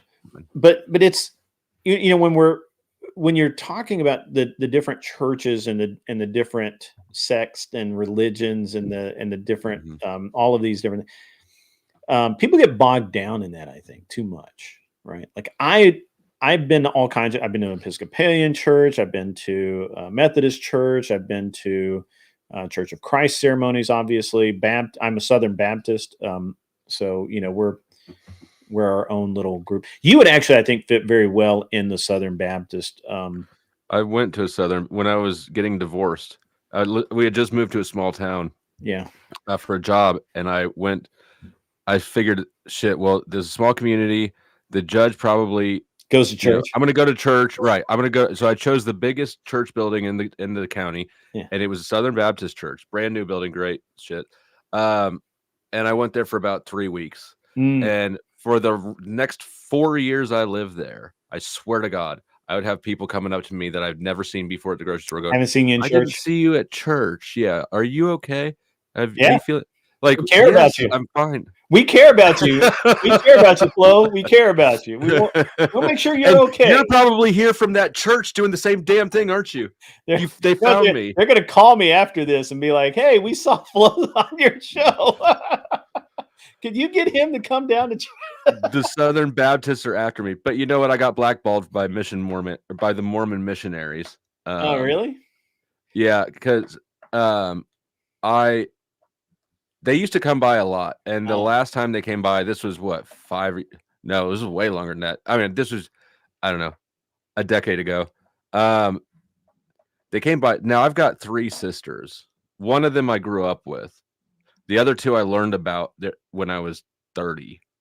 All 3 of them are Mormon. Interestingly, the 2 I didn't know until I was, as a kid. They were raised in a Mormon family. But the sister I was raised with married into a Mormon family, and so when the missionaries came by, non-Mormons are not allowed in the temple.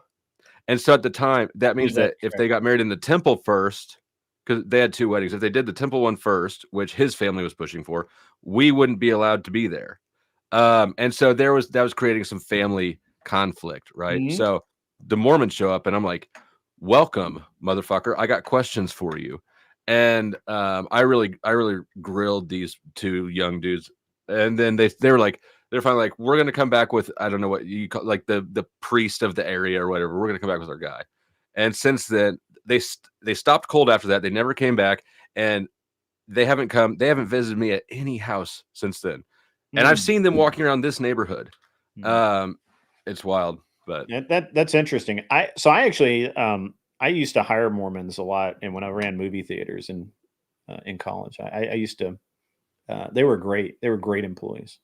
They're wonderful. Oh yeah, and since then, obviously, like my sister married him, and I've grown an appreciation for them. Mostly because, that it's like a mob network or something. That network is pretty clutch sometimes. When you really need something.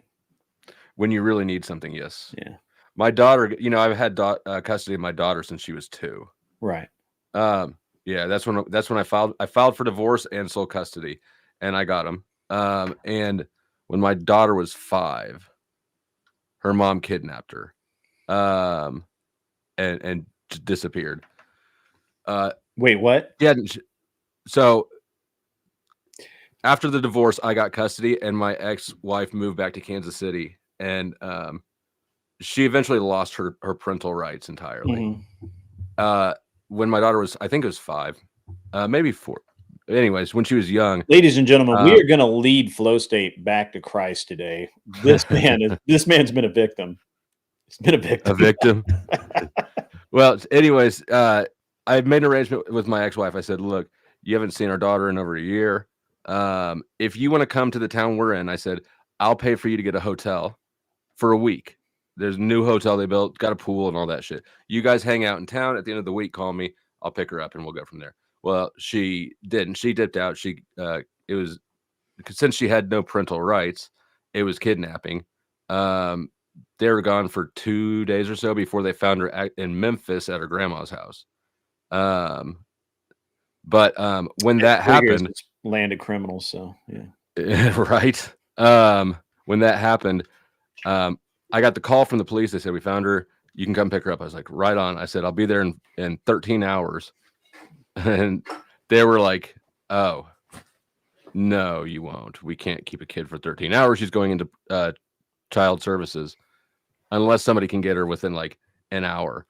And long story short, the Mormon network, he was able to find people. And then, yeah, they called their church called another church who found somebody to take care of your kid. Yeah.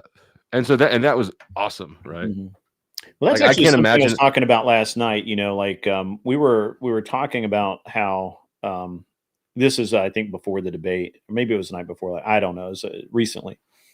How I don't understand why people keep asking for this social safety net.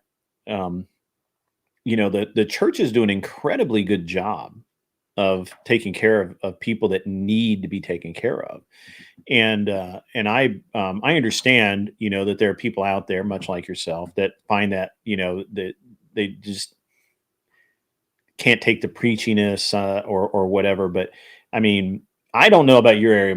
In my area, the churches run food banks, they run clothing centers. They basically, I think one of the churches here, and I want to say it's one of the larger Baptist churches.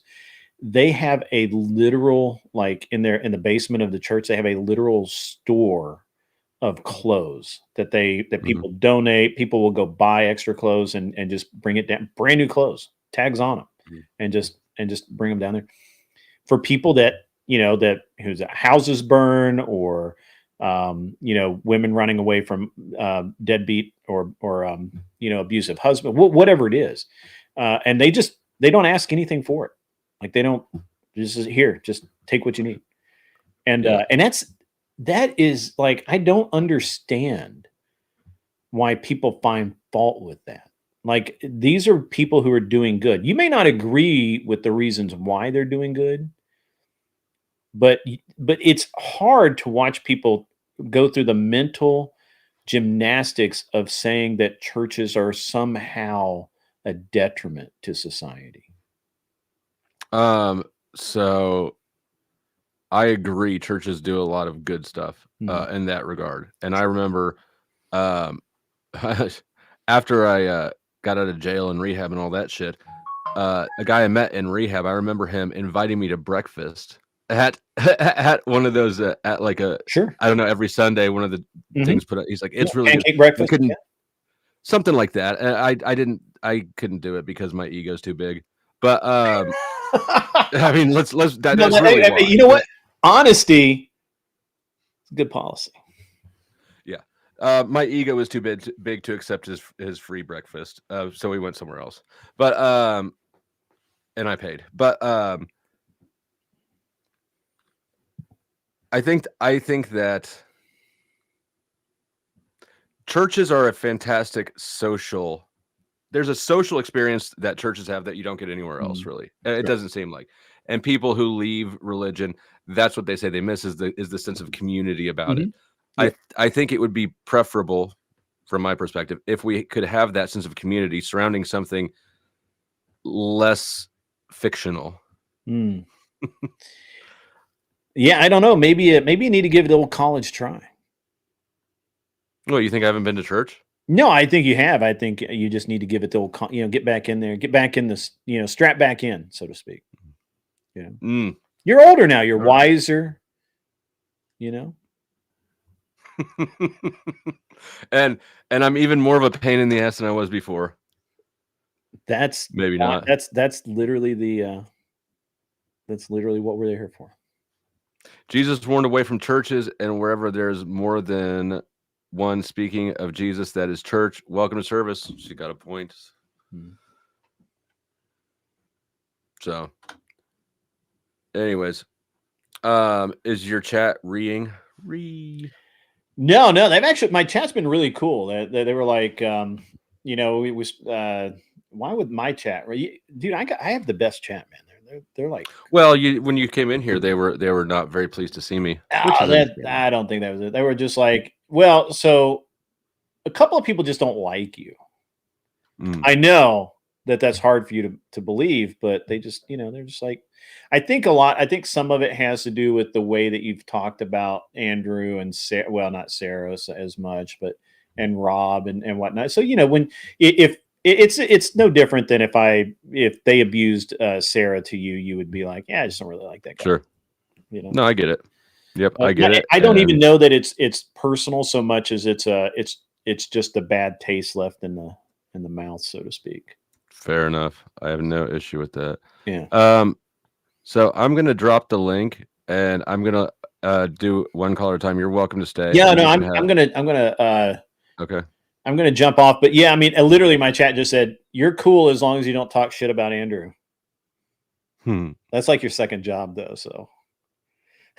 It's hard. Is it? I thought I'd take a night off from it. So yeah. I'm just letting that one roll right past me. Yeah. No, it's I am certainly not the look, I'm certainly not the ultimate Christian or anything. I can only tell you my experience is that everything in my life, when I'm associated with a church, everything in my life is better. So take that for what it's worth. And you ascribe that to church instead of like probably the fact that also when you started going to church is probably about the time you became a dad. No. So, I mean, it's a lot of history, but like I've been a member of the same church since I was like 9 or 10, so, and I would go to obviously I've been to other churches when I've lived in other areas, but I still go to that church. I don't go as much because there's some, they've changed some things and it's just not my church anymore. And my kids like my kids like another church. So, the kids that, to me, it's just a church is a building with some people in it that I like to be around. Right. And so it's not, it's not a, You're all right with moving it around. yeah, I can. I mean, it's not a specific group of people. It is the people and what they would kind of represent. And so, but I mean, I've been to church all over. I've been to church in foreign countries. Not Southern Baptist, obviously, but and there's just some, I just find that when my life is really off the fucking rails, or when I'm having a lot of things that I think should be going right that are just not kind of going my way, I find that when I go back to the church and I start and I know this is not something you might find any consolation in, but when I start praying daily again, when I start kind of having that interaction with God, I'm in a better place. And there's an argument that could be made that it's a placebo effect, that I'm just centering myself or whatever. But I'm not a yogi, and I don't have a center. I haven't been able to find one. I'm more of a round shape right now, to be honest with you. And so I have lost 30 pounds, but still, go a little bit more. But right on. But I just don't. I've never heard. I rarely ever hear someone when they're really truly down and out. I've never heard someone that was truly down and out not say, "I don't." That church was horrible and it didn't help me. Like, I just never. Well, when they're down and out, right? That's not. I don't think the best time to. Well, figure out what like. There's maybe like communism, for instance, feeds off people's misery, right? The class warfare struggle of communism. To some degree that's true, but if you're really down and out, and any hand up is a good hand up, when people talk, and I'm not talking about like the church comes in and gives them everything, but just the interaction with other people, just the feeling that you get when you are in church, I think is a very powerful one. Now, can an argument be made that that's a mental placebo, or whatever? You just like to hear the stories. Sure, I don't know. I'm not qualified to debate religion. I've never, and I don't do it. But what I do know is that in every case, no matter how great everything else is going in my life, right? Like, no matter how much money I made, no matter how much anything, every single time I'm in my church, every single time I've gone back to the church after having drifted away, every single time my life is better. Not just financially, not just, just my relationships are better. Everything's better. So I don't know, call it what it is. For you,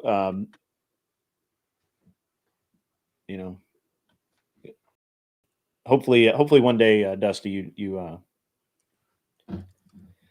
hopefully one day you come to Christ, and you're one of us again. But that's okay. Hey man, if I don't, that's probably, I've got faith in that's what's supposed to happen. And there, I don't know, man. There's a very real kind of there's a real outlook that I actually really understand, and I kind of war with myself about it sometimes. Is when I was growing up, there was a man. He came to church every once in a while, but mostly when we would ask, where are you going on Sundays? What do you do? We don't see you. He's like, well, I'm with God, and he was with God when he was out fishing, when he was out in nature. That was when he was with God. And I always felt like that in his mind, him reading the scripture and understanding the scripture and going out and communing with God, so to speak, for him, that's what he needed.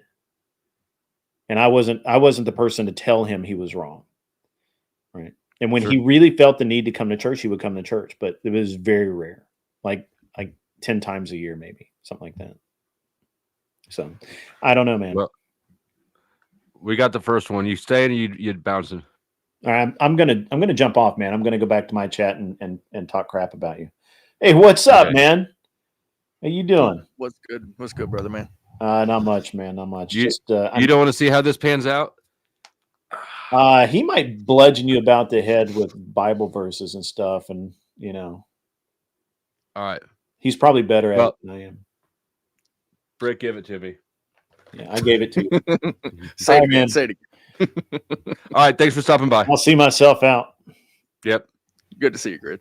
See you.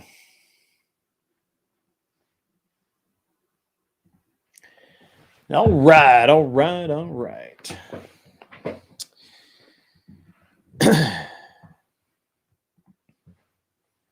Yeah, I know.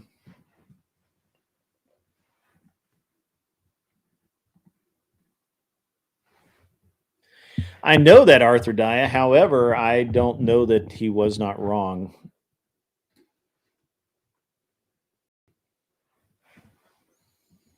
So again, I'm not a preacher. I'm not a pastor, not a minister. I'm absolutely not qualified to discuss religion beyond what I just did. And soon enough, we're all going to know. Because the one thing that is eternally true is that we're all going to die. Every single one of us. We will pass from this realm to the next.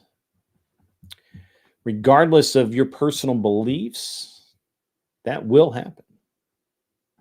What happens when that happens, that's your choice to make. God left it that way on purpose. Part of his plan.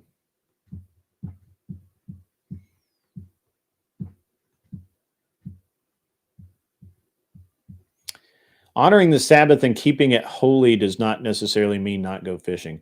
I understand that there's an interpretation of that, such as I believe the Amish, where they will not work, they don't touch tools, and there's an even stricter sect where they don't even like cook on Sunday. They do nothing except worship on Sunday. So I don't know that I can get with that. Don't see the connection myself.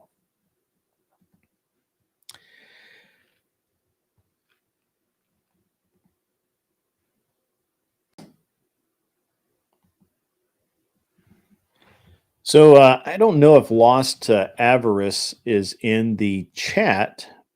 If you are, please feel free to jump up.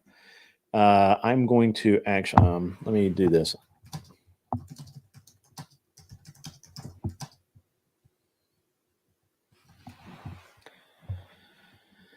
Yeah, okay, all right.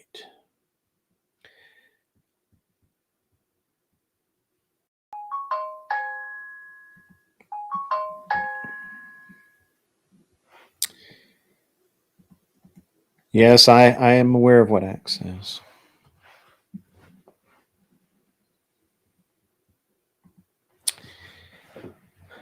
Yes, they should not forsake meeting each other, but should encourage each other. I understand.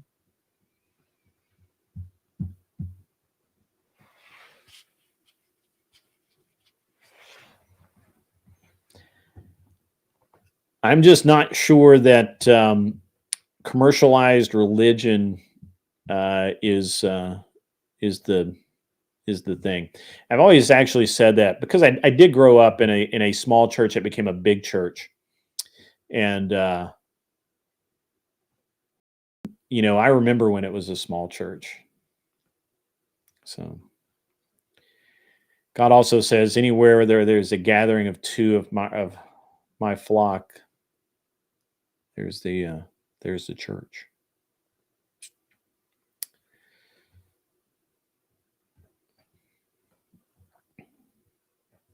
What that's cool, Cam. I don't have that really.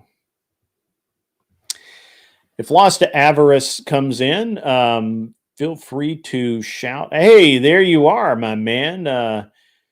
If you want, I'll drop you the link. You can come up and we can talk about DebateCon. That is absolutely we can definitely do that. I'll do it right now. Actually, I'll just give you the link. You're welcome to come up and chat. You don't have to, but you're welcome to. By the way, again, guys, I have lost one of my lefty debaters. They have a conflict. They will no longer be able to make the event. Because of that, I need a lefty. So if you know a lefty, if you know someone maybe that's good, right? Not so erudite, Jasmine, Jafar, the other, I can't remember the other girl's name. Doesn't matter. Farha. Yeah, Farha. Any of those, any lefty debater that would come, that is coming or would come to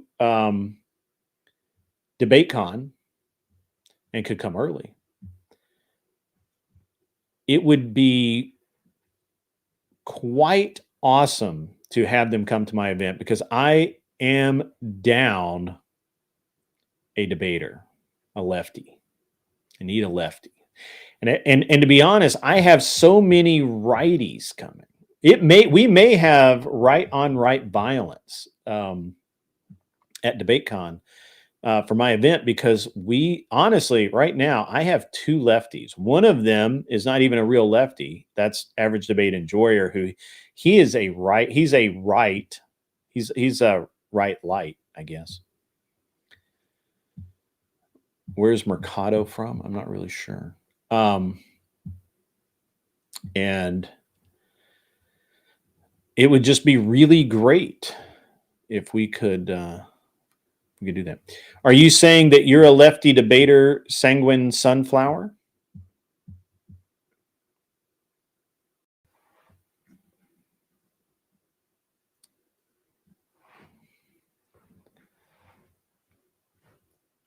You may also feel free to get the link and come up as well and chat.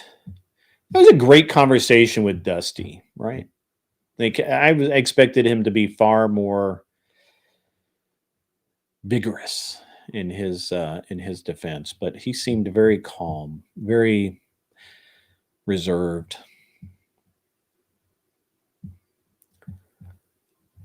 Yeah, I'm trying to get some lefties.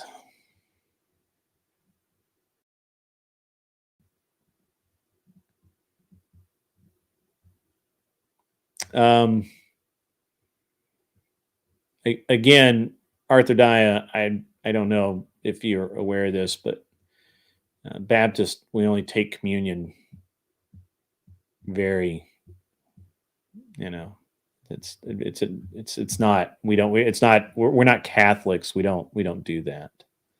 Sunflower is Anson. He's already going. No, he's not. He actually is not. Sunflower is not going because he's told me why. He was going to go, but he is not going. We have Lost to Avarice here. How are you? Hey, man, I'm not used to not my background, so I'm trying to shut everything else down. So just give me 2 seconds here. Yeah, no Sorry worries. about that. Yeah, no worries. Yeah, your StreamYard is different than mine, and I stream for gaming, so I had to set up everything. And as soon as I came over, my keyboard shut down, and I had to shut my entire system down, come back up, and then I mean, I'm not even used to no background. This is like you guys can even see my little snack on snacks over Yeah, here. you got my some little- snacks over there, man. Didn't even offer to share. Oh man. Yeah, well, so as you know, I'm going up with a massive group from the Foundry. So we're in like a team of like 10 of us, right? Now, no, we're all not coming at once, but there are the few of us that want, there's like the 3 or 4 of us that want to go and show up to the event. Yours specifically, Yeah, it's gonna be rad. You should bring all of them. They're gonna be okay. Yeah, so awesome. yeah, so it's gonna be like me. Hopefully Nacho will make it, but he might be late. It'll be but me, Grunt, Rob, Griff. I don't know if you know Griff, but he's actually Luke Zapan, the guy that does the Feminist Champion song in the YouTube. So Mr. C and Dio. Okay. So it's kind of like my main group. And then Sure. we got a nice like I've already Bring showed a you that lefty nice with plate. you. So Taunt the lefties in the Crucible and tell them that they don't have a hair on their ass if they don't come. well, there is a lefty I can bring, you just won't like him. Who? So I mean I can bring a cat with a top hat. Corinth? Yeah. No, I don't mind Corinth. I like Corinth. I can bring Corinth. I've met Corinth. We hung I out. bring Corinth. I mean, I Yeah, know bring that. Corinth. I know that.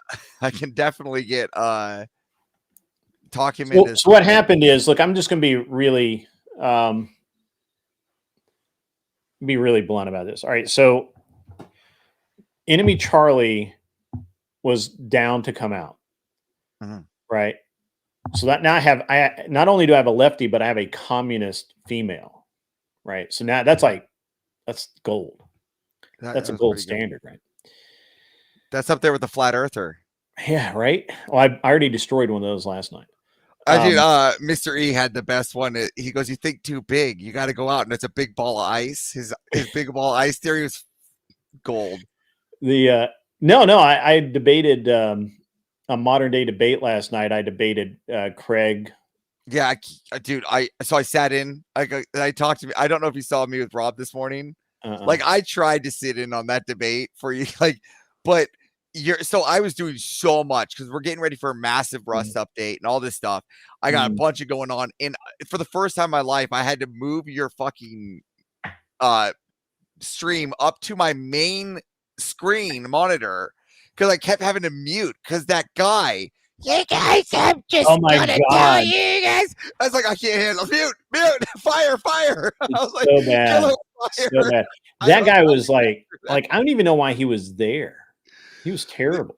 Enemy Charlie's actually shooting a music video the weekend of DebateCon, so they changed her scheduling. I don't know if I'm supposed to say that. I don't really care. But she has a conflict. So originally, the schedule was there was a hole in the schedule. She could make it. We got everything set up. Everything's great. Boom. Can't make it. So now I'm 99% sure Tom Foolery's coming up. Oh, I hate that guy. And he's going to debate Rob Knorr. Oh, I love that guy. Yeah. Right. So Tom Foolery coming up. He's going to debate Rob Knorr, and I think we're going to have him. I'll also have him debate maybe like Jake Viopod or somebody like that. We'll get maximum mileage out of the lefties. And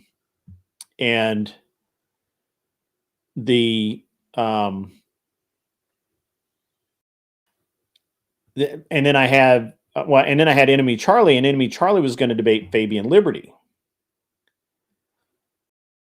But now I don't have anyone to debate Fabian Liberty because, I mean, first of all, he's really hard to debate. You've got to be really good, and it's just going to be bad. So I've got to. And maybe Corinth is the guy to debate Fabian Liberty. I mean, I can throw money at Corinth. Throw money at him. I mean, I'm good. I mean, what am I good for other than that? Right? I don't know, man. You tell me. Oh, yeah, I'm good at throwing money at problems. That's all I'm really good at. Good. I understand that. I've done that a lot.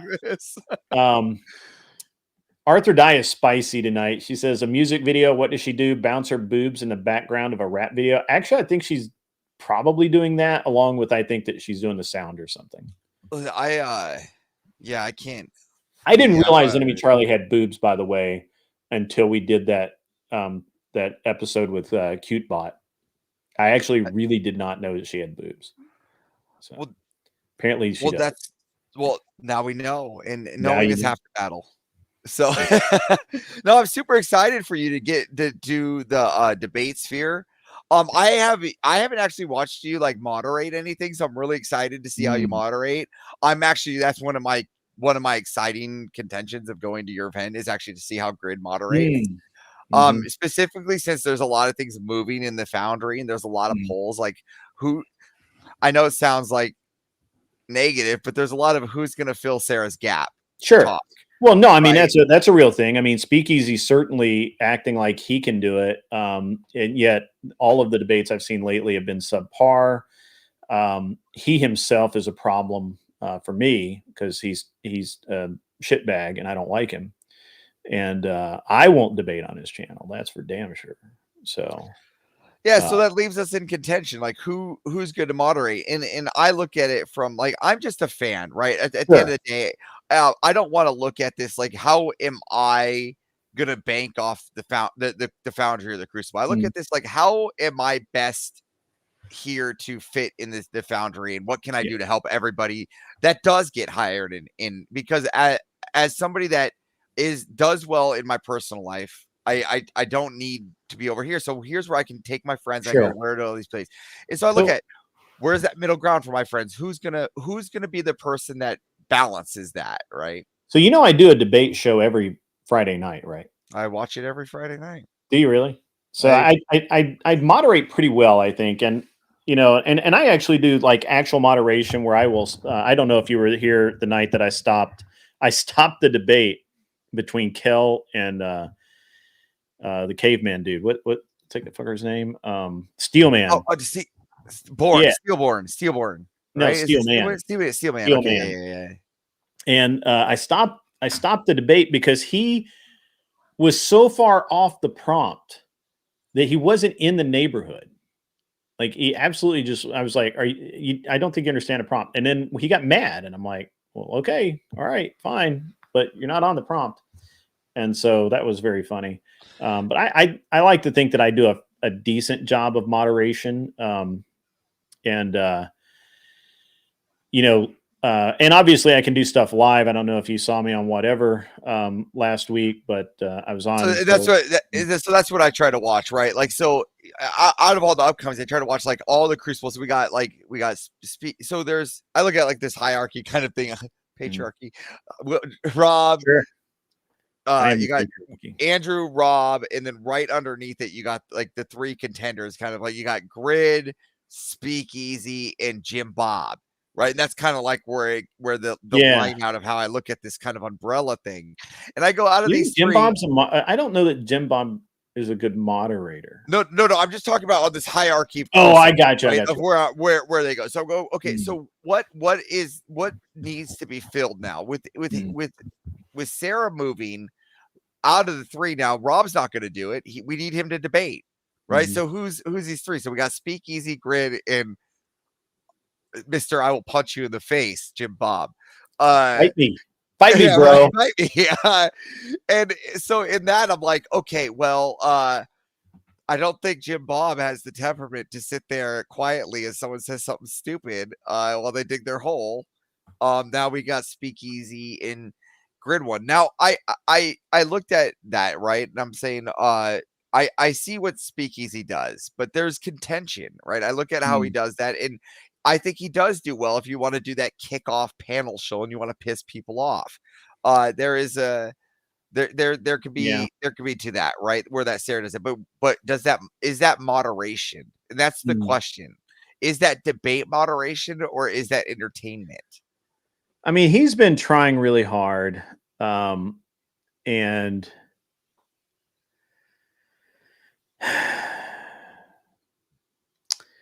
I have a lot of problems with Speakeasy because Speakeasy, he has made himself a problem to me. I never set out to, I don't think I've ever actually said a bad word to him first. and actually, I don't know that I've ever actually said a bad word to him other than the last time he came at me, I told him to fuck off. So you have to understand my point of view here is that multiple times Speakeasy has come into my channel raging that if I platform somebody on my channel, then he can't be here on my channel. Like, I give a fuck. He has talked shit about me personally. He's talked shit about the show that I put on.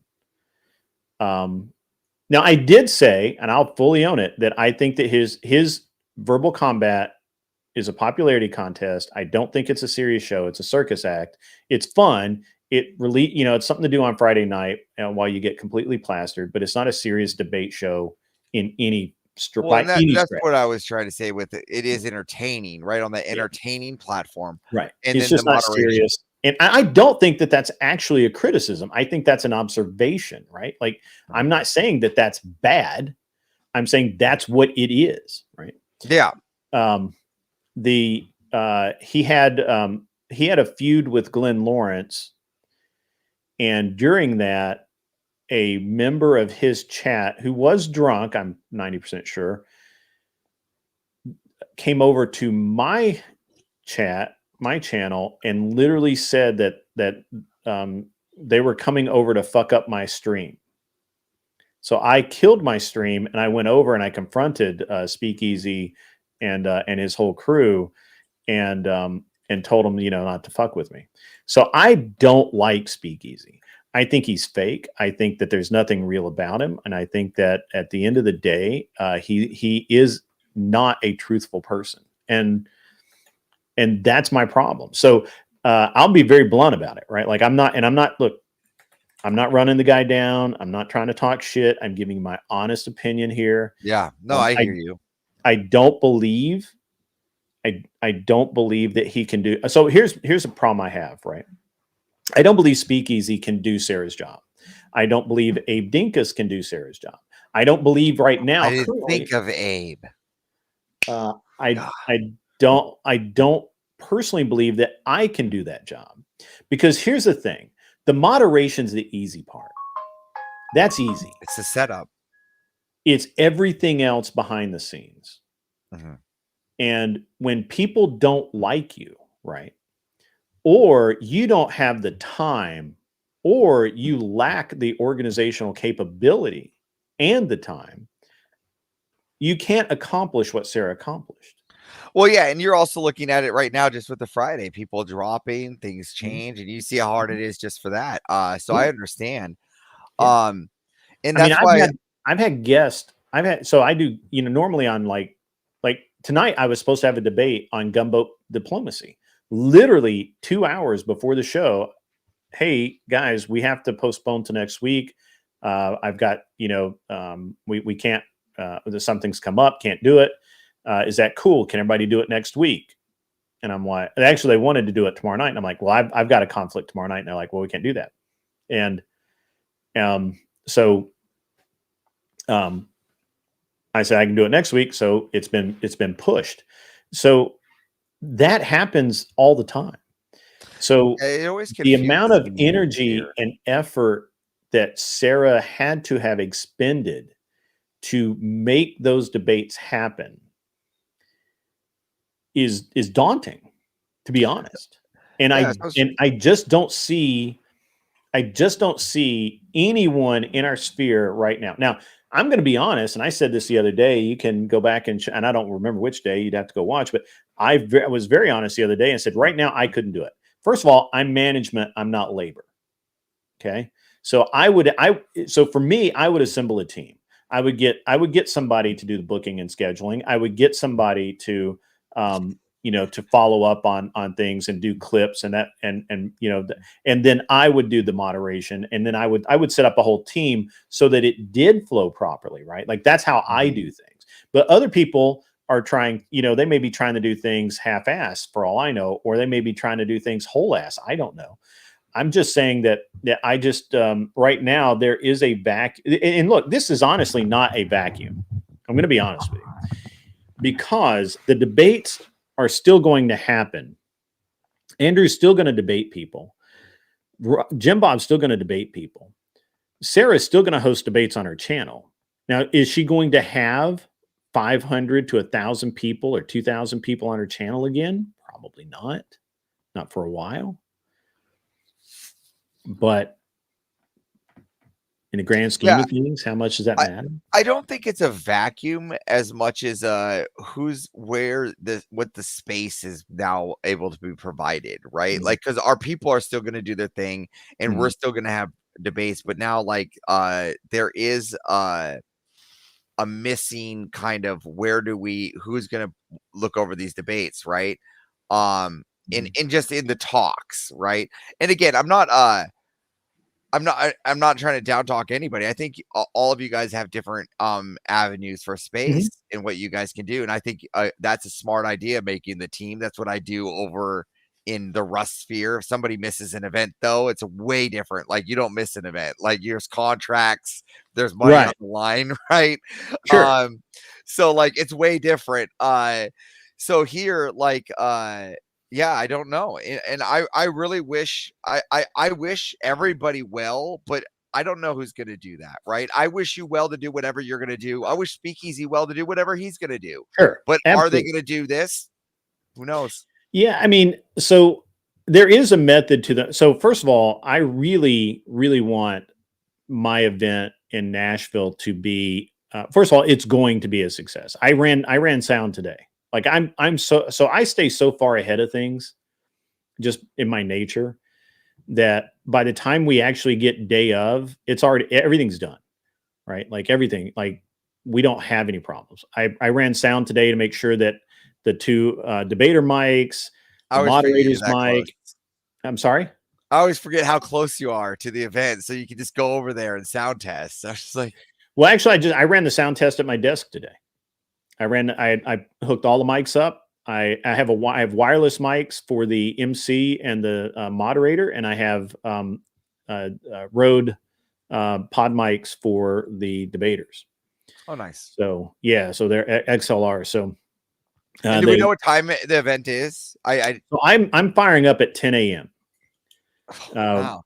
We're going to load in. We're going to set up some tables and stuff. I think the first debate will probably pop off around 11 a.m. or to noon, somewhere along in there. And then we're going to go to midnight. Okay. So, and we're right. It's at a bar, so there's food and everything too, so we can buy. It's food. It's next to the Marathon Village, which is a massive facility. It used to be an automotive factory back in like the 40s or something, 50s. And there's all kinds of restaurants, and there's a couple of breweries. The Jack Daniels has a store there. They have there's all kinds of stuff to do just in the area, and that's if you don't get in a car. You can get in a car and you're minutes from anything you want. Yeah, it's been so long. My favorite my favorite place is always at I stayed near this place at Belmont, and the house I was living at right next to Belmont there, the college, was the house. It had this fallout shelter with a little tube. It could go down. It had this two fallout shelters. It was like one of my favorite places I lived there in Nashville. I had a fallout shelter tube, which was awesome when you get out of the military and you're all paranoid and shit. Yeah. So, but I've got everything going. I have all the sound done. I have tables for the debaters. I have catering. I got to finalize catering today. I think we're only going to cater lunch and not dinner. It occurred to me that first of all, we were going to have food trucks in the original location. Unfortunately, the new location, we can get the food trucks back there, but it's going to be really tight, and I just don't want to do it. So I think you'll be on your own for dinner. Fantastic. And what's the gate cost for everybody's head, or the head cost? There's nothing. Oh, it's a free event. Well, then there we go. Free FREE. Yeah, right. It's It's free 99, bro. Free 99. Fantastic. Yeah. No, this is me giving back. And basically what I did is I took all of the super chats, all of the donations, everything I've made over the past like 3 months, and I'm just spending it on this event. Actually, probably 4 or 5 months. So, I mean, it is expensive. I mean, I rented a venue. The venue's awesome. I don't know if you've seen the video of it, but it's awesome. Yeah, with the thing with the motorcycles, the walkway. Yeah. Yeah. It has the motorcycles on the inside. Yeah, I saw the pictures. I'm slow on things. Military has me a little exploded, but I'm here. But no, I'm excited. I'm hope you're excited. Yeah, I'm pumped, man. This is going to be it ought to be a legendary event. Now, part of the reason that I'm doing this is because I see a lot of potential with DebateCon to become a true con, like TwitchCon, right? Where you would have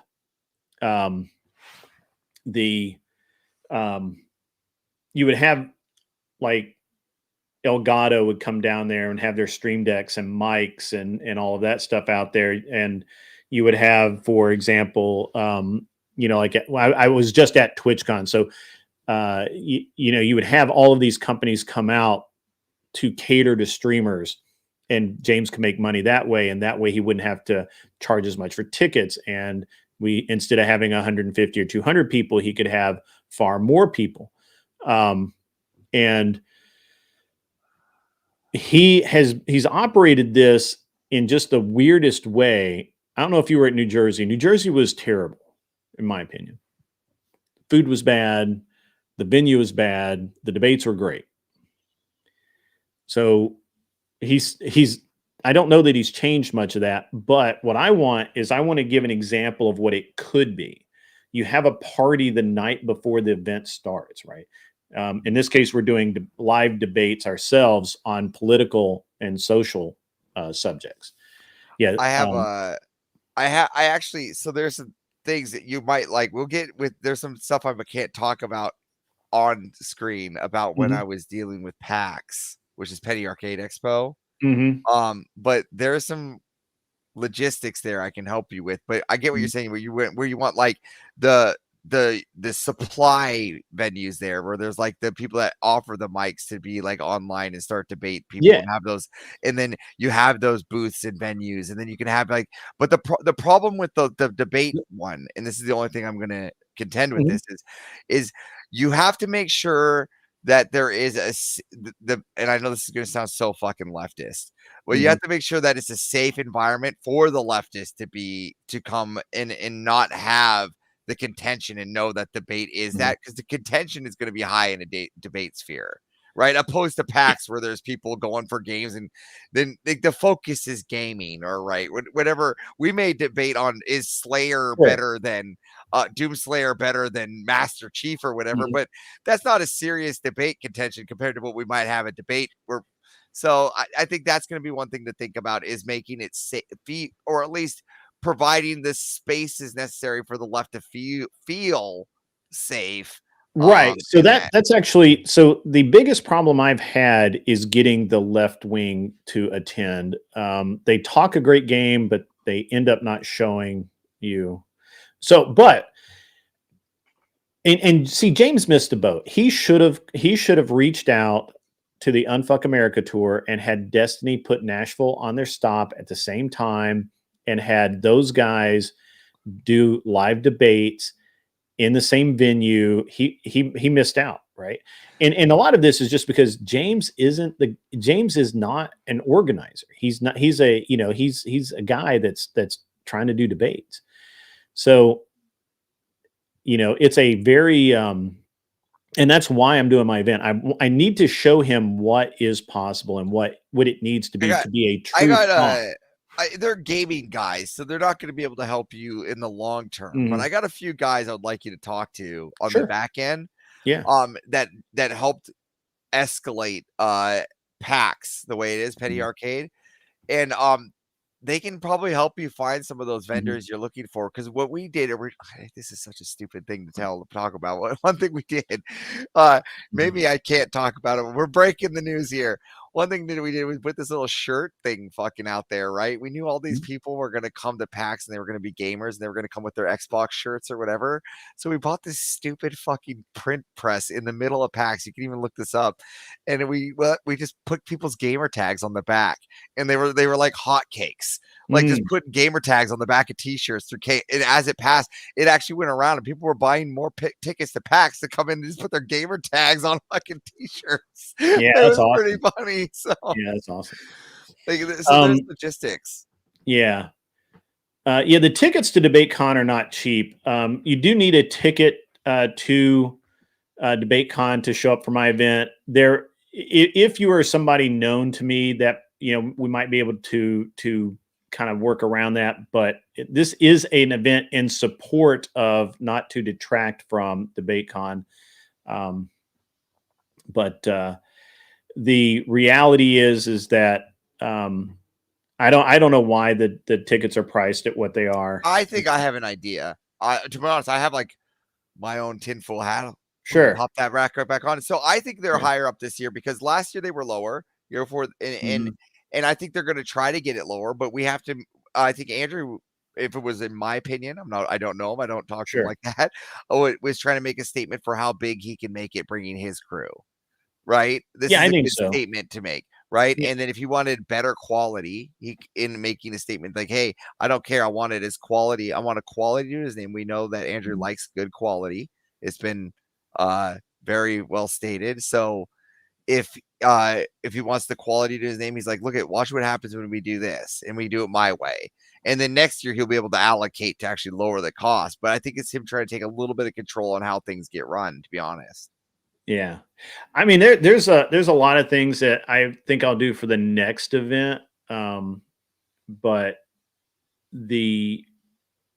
we'll see for this. This one is just like proof of concept, right? This is literally just proof of concept. That's why I'm not charging anything for my event. That's why, I mean, we've got security. I've got, I have armed guards, right? Like legit. I'm coming with one, like my own personal. I'll have my own bodyguard with me and everything. But I mean, outside of that, it looks like you got two perfectly good armed guards behind you. That would be good at the door. Anybody that just comes from put them on that side. No, I have two guys. So I have two guys that are recently retired soft that are going to be there. Now, the problem is these guys can go dark for a number of reasons at the drop of a hat. And so while we have everything arranged, there's always that potential that. Well, if you do need that, I could throw money at that problem. So if something does happen last minute and you lose a guy, I can literally get services in Nashville real quick. Okay. I'm more than happy to throw money at that problem. Okay. Well, we'll cross that bridge when it comes to it, but I don't think it's going to be a problem. It's just I've worked with not these specific guys before, but I've worked with a lot of soft guys, and they're not flaky. They're just very mobile. Right. Like they're and even though they say they say that they're recently retired, for all I know, they're still. Hey, you're never recently retired.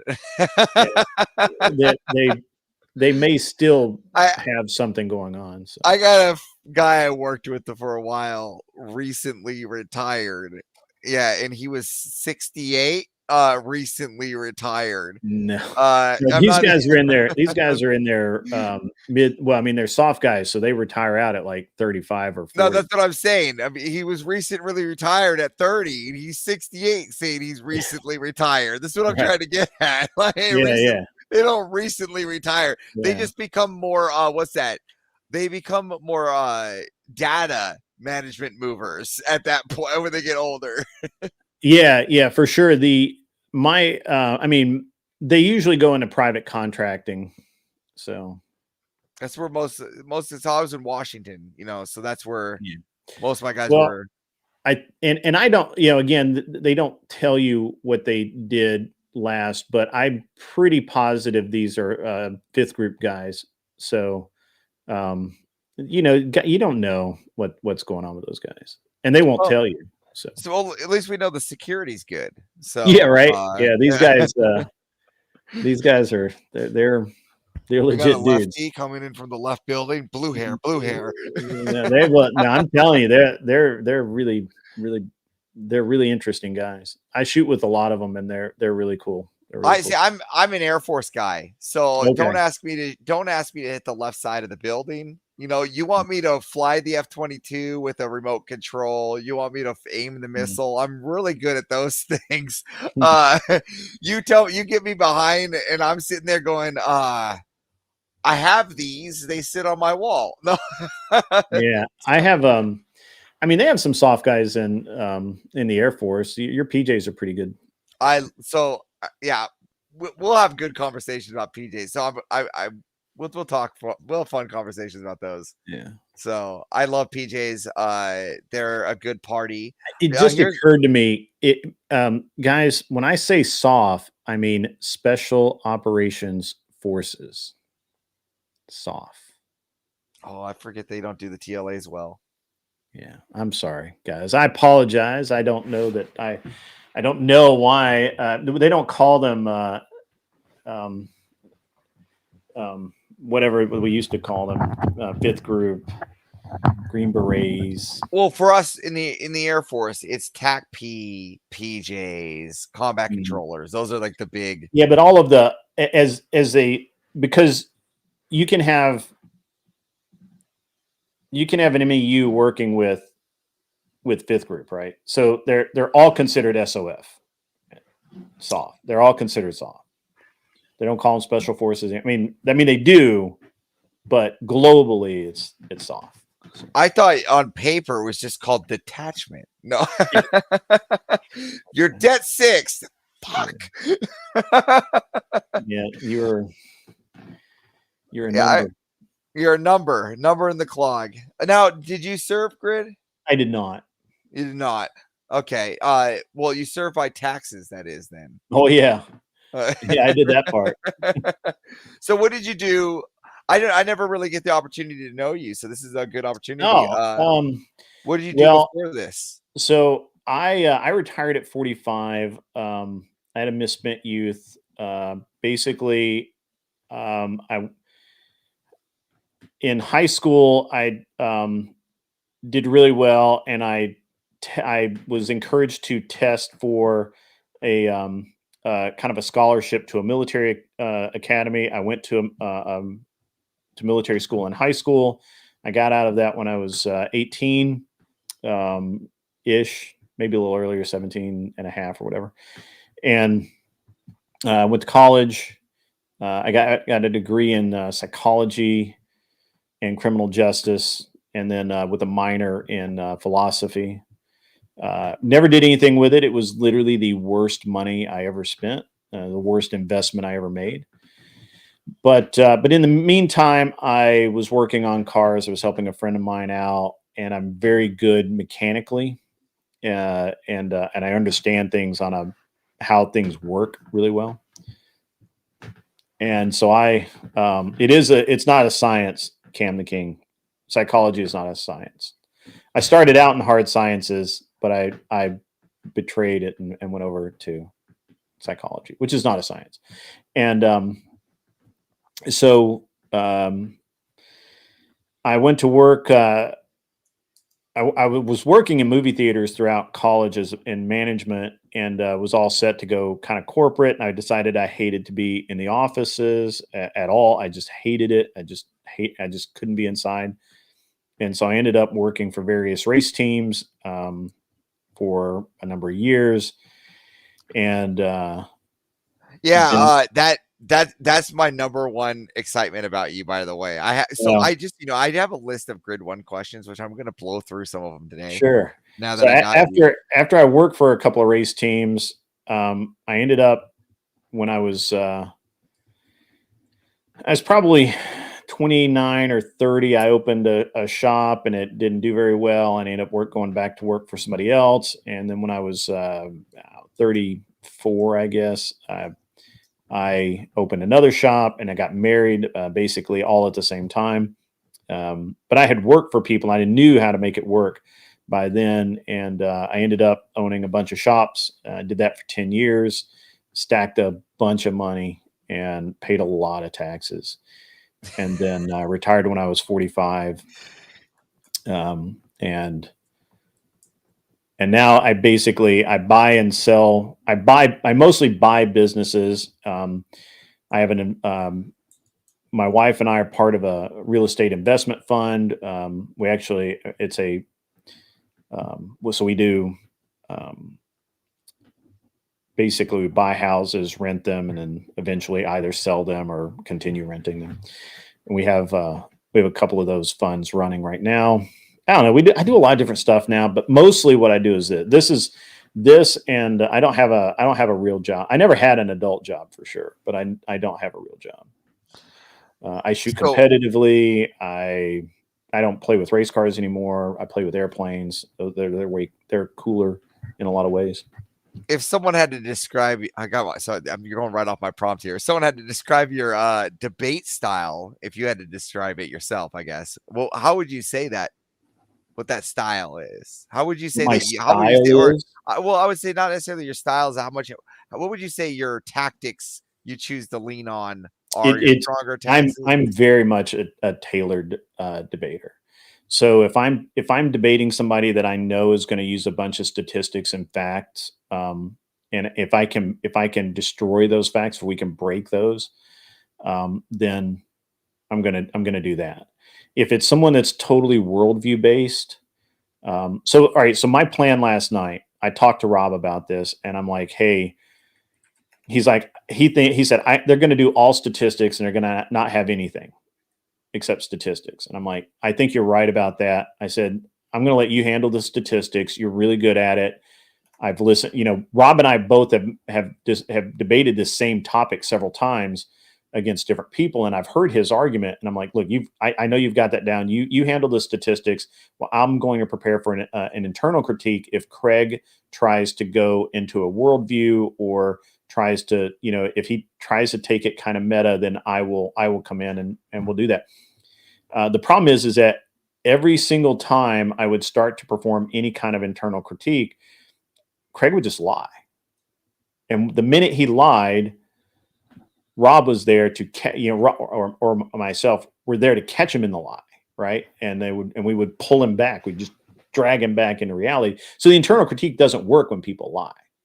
Like that's like if they're not going to engage with you, it doesn't work. So basically, I started off to do that, but it's really tailored, right? Like so, if I were going to debate, if I were going to debate Soy Pill, for example, I expect Soy Pill to mostly troll, right? And then he'll come at like Soy Pill is very deceiving because he will mostly troll, but he's actually smart. And if he's not smart, he knows people that can prep him up. So he will actually do, he'll do this rope-a-dope where he acts really stupid and kind of like trollish. And then he'll come in on the back end and just beat you with some obscure piece of evidence. And so you got to kind of be careful with Soy Pill. But in that case, I would just start off on the attack and not allow him to do his trolling, right?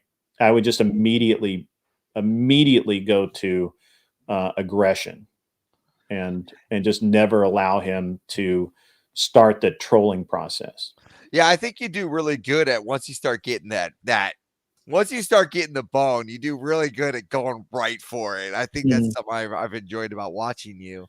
Well, the thing is that most people are not very good debaters. They're really not. They're not capable of it. And see, Andrew's very technical, and Andrew's much more charitable. I am not concerned about what it looks like on TV. Andrew is exceptionally concerned about what it looks like on TV. So when he could destroy them, he will hang back and perform an internal critique, or he will lead them down a path so that it makes better TV and it looks good, and he's absolutely fantastic at it. It's just wonderful. I recently was told like that a couple of people were like talking to him about how much he's been letting he's been conceding ground a lot lately, just because of how skilled he is, but and though he may get, because it doesn't matter. Yeah, it doesn't matter, right? He may get away with it, but if any of us were to use it, it's just kind of like, oh, we can't concede that. No, right? I think that most people see this is something that's very interesting. The smartest thing Craig could have done last night was he started spurging out. I mean, he lit like he was spazzing out earlier because of the talking over thing, but he absolutely went into spurg mode on the when Rob was talking about the man, what was the point? It was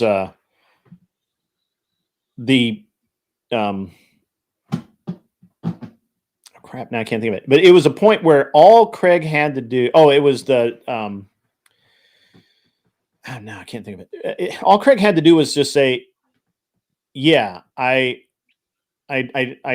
yes, that actually happened. That's fine. I can see that point, and just move on.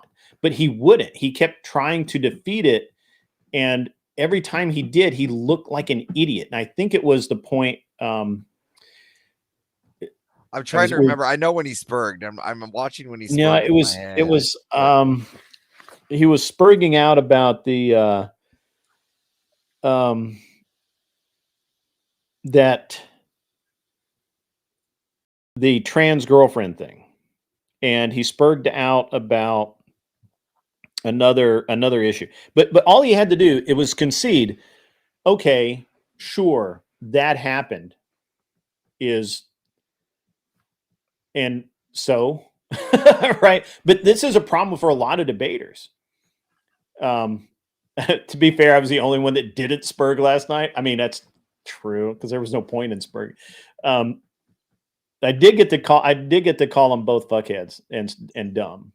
So yeah, I always get I'm not what they would say, a good debater. I'm a good mongoloid. I do what we like to call soldier speak, and I just drive in, and I'm really bad at holding my sailor's mouth by especially feminist. I'm really bad. I just start calling them.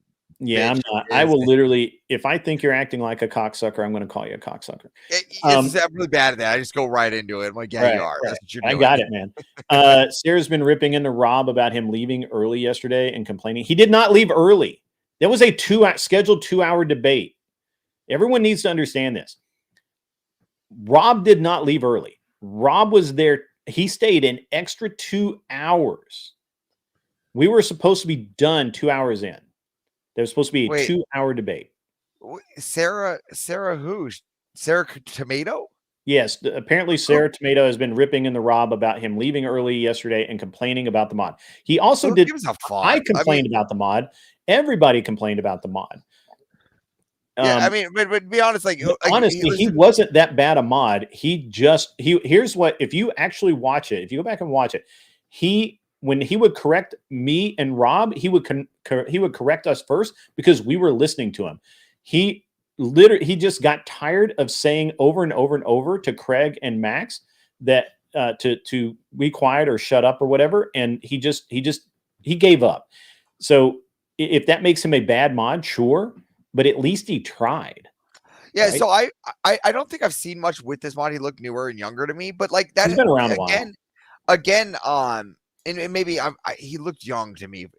I don't pay attention to them as much. Sure. But and he's been around up until recently. But again, Sarah had she's not even part of her channel. What does it matter? Cares? What does it matter? That's what I'm trying to get. This means nothing. It's not her debate to manage. It's not her debate to comment on. Yeah. In that she could say how the debate went, but to say that she has no bearing over what the contract was or how long Rob had to be there for. Yeah, so but there is a couple of points to pick here.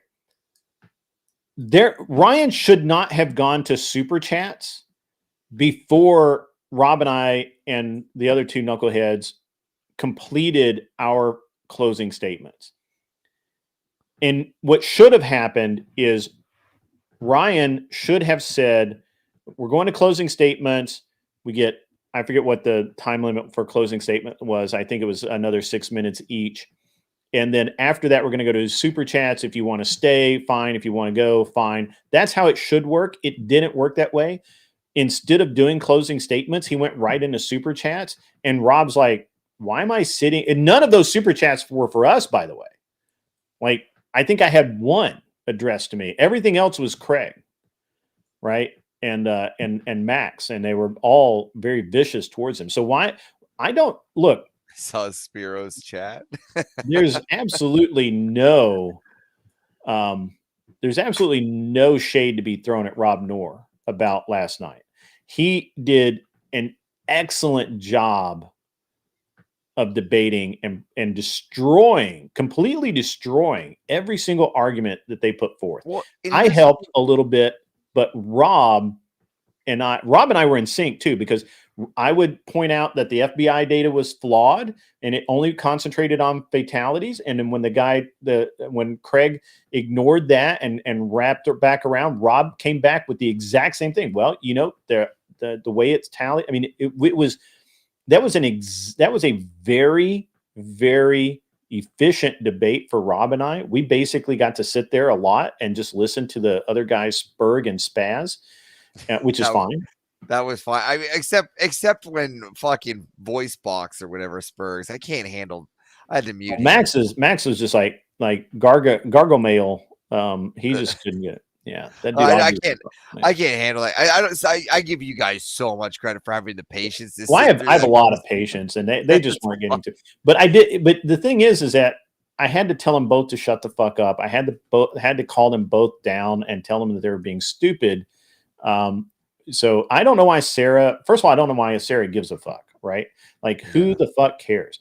I like Sarah. I consider her a friend, but there's nothing to rip into Rob about. Rob did a great debate.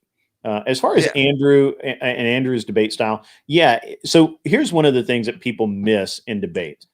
If you can grant something and just take it off the table, they can't bring it back up again, right? So if somebody says that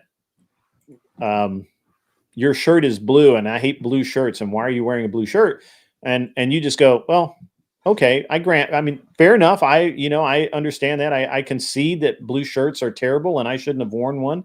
Now let's move on to the next point. If you get bogged down, which a lot of people do, on stupid points, that's why you end up with 4-hour debates that should have been done in 2 hours. And Craig's inability to concede any points was dumb, like absolutely insane.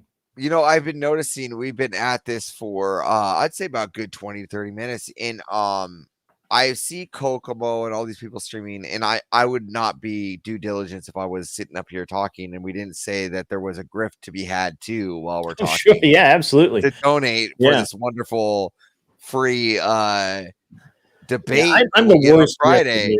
I am absolutely the worst. Listen, so let me come out here and let me give a little shout out, because my time here is coming to an end, and you kind of feel these things as you're going out the door, and as conversations wind down. I just want everybody to know, while I got my short time left, to grift out if you can, and everything that you do, you show us. I just went back to supplying us for a great time. So remember that things like this is what gives Crucible members and everybody, and helping them and supporting them is what gives everybody the opportunity for us to have Fridays like this, have conversations like this. And it's what able to get minds and people together to even get into debates and get into these spheres. So debate, and also grift to Mr. Unreasonable Man Grid One. Yeah, everybody. I appreciate that, man. I appreciate that. Yeah, I'm horrible about grifting. I don't do very much of it. I don't hold my chat hostage. and tell them that I'm going to end in 10 minutes if they don't donate a bunch of money or any of that. I got to get better. I got to get better at coming over to you. See, I put everybody up for the day. What I do is I put yours up, and whoever has, so I'll tell you how, everybody that has their stuff pre-set up for the day, I queue it all up on the stream and I put it on all my display docs, right? And what happens is, unless they're like Andrew or Rob, ones that I'm heavily involved in, I tend to let them run it, or I tend to get to work because I just start to grind and I forget. I got to get better at getting over here and donating. That's on me. I will do better. I appreciate that. I appreciate that. So yeah, we'll see if you can get Corinth and maybe another lefty to come out. Well, I'll talk to Corinth and Cure. I'll definitely talk to Corinth and Cure. Okay. Cure might not be 100% leftist, but he's definitely a fun libertarian. So yeah. So basically, here's the card that I have so far, right? So who I know is coming that want to debate and will do well. So I've got Wicked Wally, Jake VO Pod, Fabian Liberty, Rob Noor, Admiral Gibbs, Tyler Average Debate Enjoyer, and Tom Foolery. Right. Okay, I'm sorry. I was gonna say I'm not a fan of that guy. Who, Tom Foolery? Yeah, at all. Yeah, I can't he's a wait lefty. What can you say? I can't wait for. I'm so excited that it's Rob debating him, because I'm one of my favorite guys taking on one of my least favorite guys. So this is going to be fantastic. Yeah, I think it'll be a really good debate because Tom is very good faith. I actually really enjoyed watching Tom on a panel, I think with Destiny, and he was tearing Destiny up because Destiny was like being really bad faith and doing some other stuff. So I like Tom a lot as just a human being. I think he's a good human. So. And he may be right. I'll be honest, and everyone will tell you this. I don't really watch because I believe everybody's rhetoric. I'm very on the mountain with my values, right? Yeah. My wife is my life. I believe in generational wealth. Sure. And I'm trying to find Christianity. I'm on a very hard and exhausting path. And I'm doing the best I can with my life, right? So when I come into these spheres and I come and watch all you guys, this is my entertainment. You guys are doing all the hard work at this, guy. So I'm throwing money at entertainment, right? Yeah. And so I come in and I look at who entertains me the best, right? And who's gonna be living in my entertainment, my sphere of who's worth spending my money on. Sure. Yeah, I did. Right. And that's kind of what I look at. And with some of the people like for example, Tom Foolery, or I just don't. No, I get that. I think Tom's always been above board with me when we have talked. If he agrees with me, he's not bad faith. He will not act like he disagrees with me when he actually agrees with me. So. Yeah, and that's good. That's good when you're debating, right? He may be a good faith guy, and I don't have a problem with that person. Like, I don't technically have a problem with Radical Coder. I don't get entertained. That dude's just bad faith, 100%. Well, see, I don't know him, right? But what I do know is he doesn't entertain me. He repulses me, right? Sure. So because he was going to show up, and I told him that he could show up. I just don't think he will. I mean, it's totally fine if he does. Speakeasy can show up. Anybody can show up. Look, this is an open event, right? I'm not turning anyone away just because I don't like it, right? We just keep like, and I would say the only thing is we want to keep it cordial, right? We just want to have a good debate, right, and fun, right? I think Flow State's going to be there, and Flow State I think wants to debate, so that'd be cool. That'd be fun. Yeah. So I mean, I really hope that it works out. I hope your proof of concept works. Again, you have my Discord. That just that's even how my wife contacts me.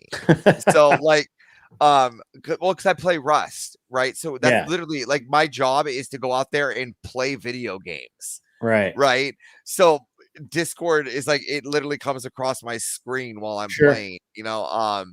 In Rust, I don't know if you know, like I've literally fallen asleep right here, just right next to with my headphones on, waiting to make sure that but back before the raid alert system was there, just to make sure I wasn't getting raided. Because if you get raided, you lose footage. So you're like, footage, record, Go. It's like so it's crazy. Yeah, there you So go. you have my You Discord. get If there's those alerts going. anything you need at all, let me know. Yeah, man. I appreciate anything, anything falls through. And even if I have to take a leftist debate, I wouldn't know which one to take. I could help you. I wouldn't be happy about I it. think we really need one good. Yeah, I want Lefty. Corinth would be good. Corinth would be good. Yeah, I think Corinth would be good for sure. I'll talk to my. I mean, Corinth is easily. I would actually like to. I'd really like Adam Dole to come back out, but he Mr. seems C? to be very camera shy. So No, I can talk to him. I'll talk to him. He's in my house. I like He's Adam. I think Adam Dole makes some of the best arguments. Well, he's coming with us on Friday here, so Okay. he'll be with you. So that was in the group. Was Mr. C. Yeah. So, that I'll talk to Mr. C, Corinth, and Cure and see what we can come up with. Okay. Yeah, let me know. So that'd be cool. And then really quickly, Caldy says he's bringing he's showing up with his guitar because he loves the studio. So I'm not sure which studio you're talking about. The first venue that I had, Caldy, the one that was like the electric studio that looked really great, that had all of the good stuff and all of that. So those guys, we were booked. They had my deposit. I was set to go up and start checking camera angles, and they sent me an email. I showed the email on my stream. They basically lied, I think, and said that they had a client with a 3-week booking that moved it or had to move it, and the date I needed was no longer available because obviously the deposit was made. Yeah, after that, but the deposit was like literally refunded. Like I got the email and I got a notification 10 minutes later from my bank saying that the deposit had been refunded. So I would have, yeah. Yeah, I mean, they did it in such a way that it's very hard to go after them for. Is it? Yeah, it's pretty hard. But I had plenty of time to rebook. They offered to help me find somewhere else. I mean, literally they did this reeked of a corporate liability avoidance thing, right? Like it literally was like days after Charlie Kirk. Yeah. Days after. I've gathered that's what's kind of going on. Dude, I would have, yeah. And other people are canceling venues as well. So I ended up the venue that I actually found the venue the other day. But the venue that we're going to be in is awesome quality. It's still it was a guitar and motorcycle store. The guy had this weird concept of selling guitars and motorcycles. And all the guitars are gone except maybe I think for one or two, and I don't know if they're going to be there during the event. But I've got everybody knows. I didn't tell them the speakers. I just told them it was an event, and we were debating, and that sometimes people didn't like the things we debated about.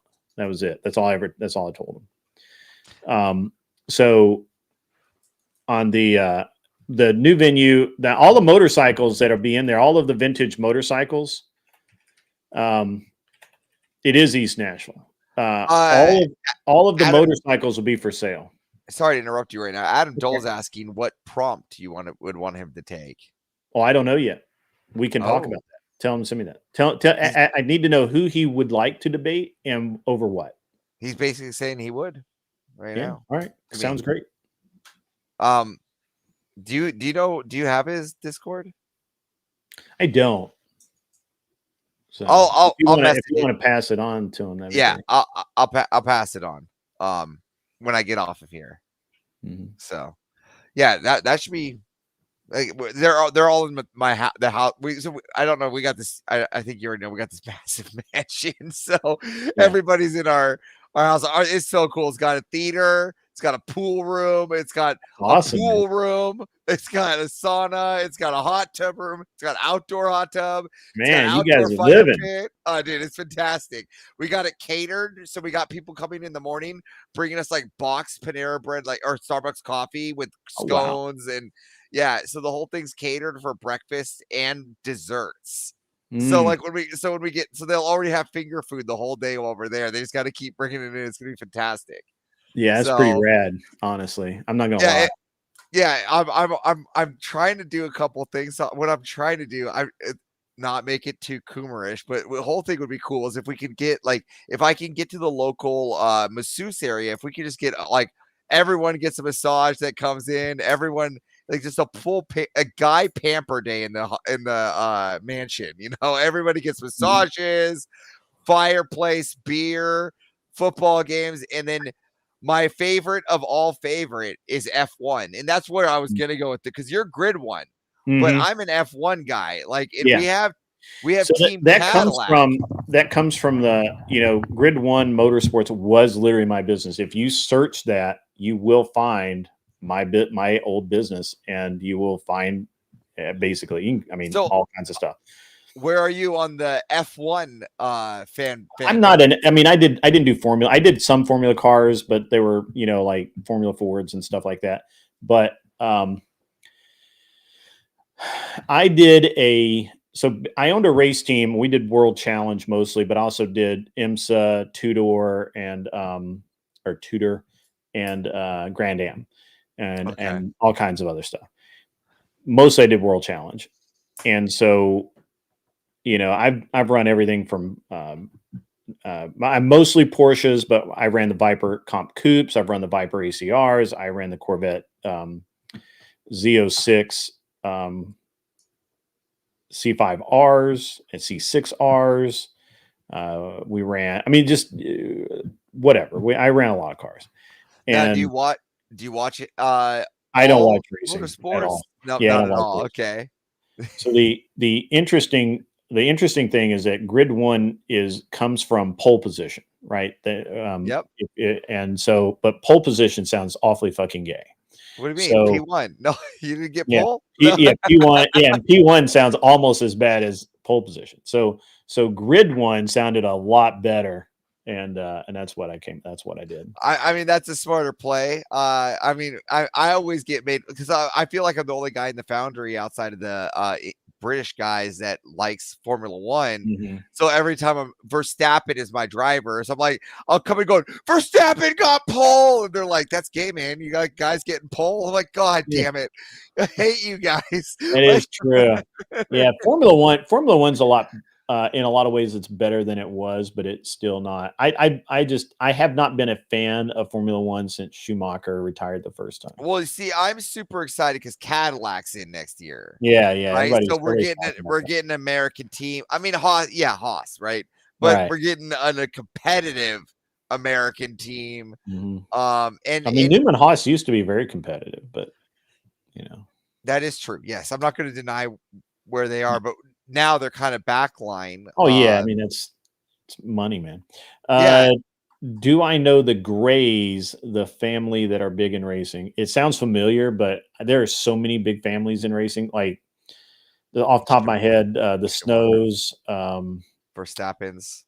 Yeah.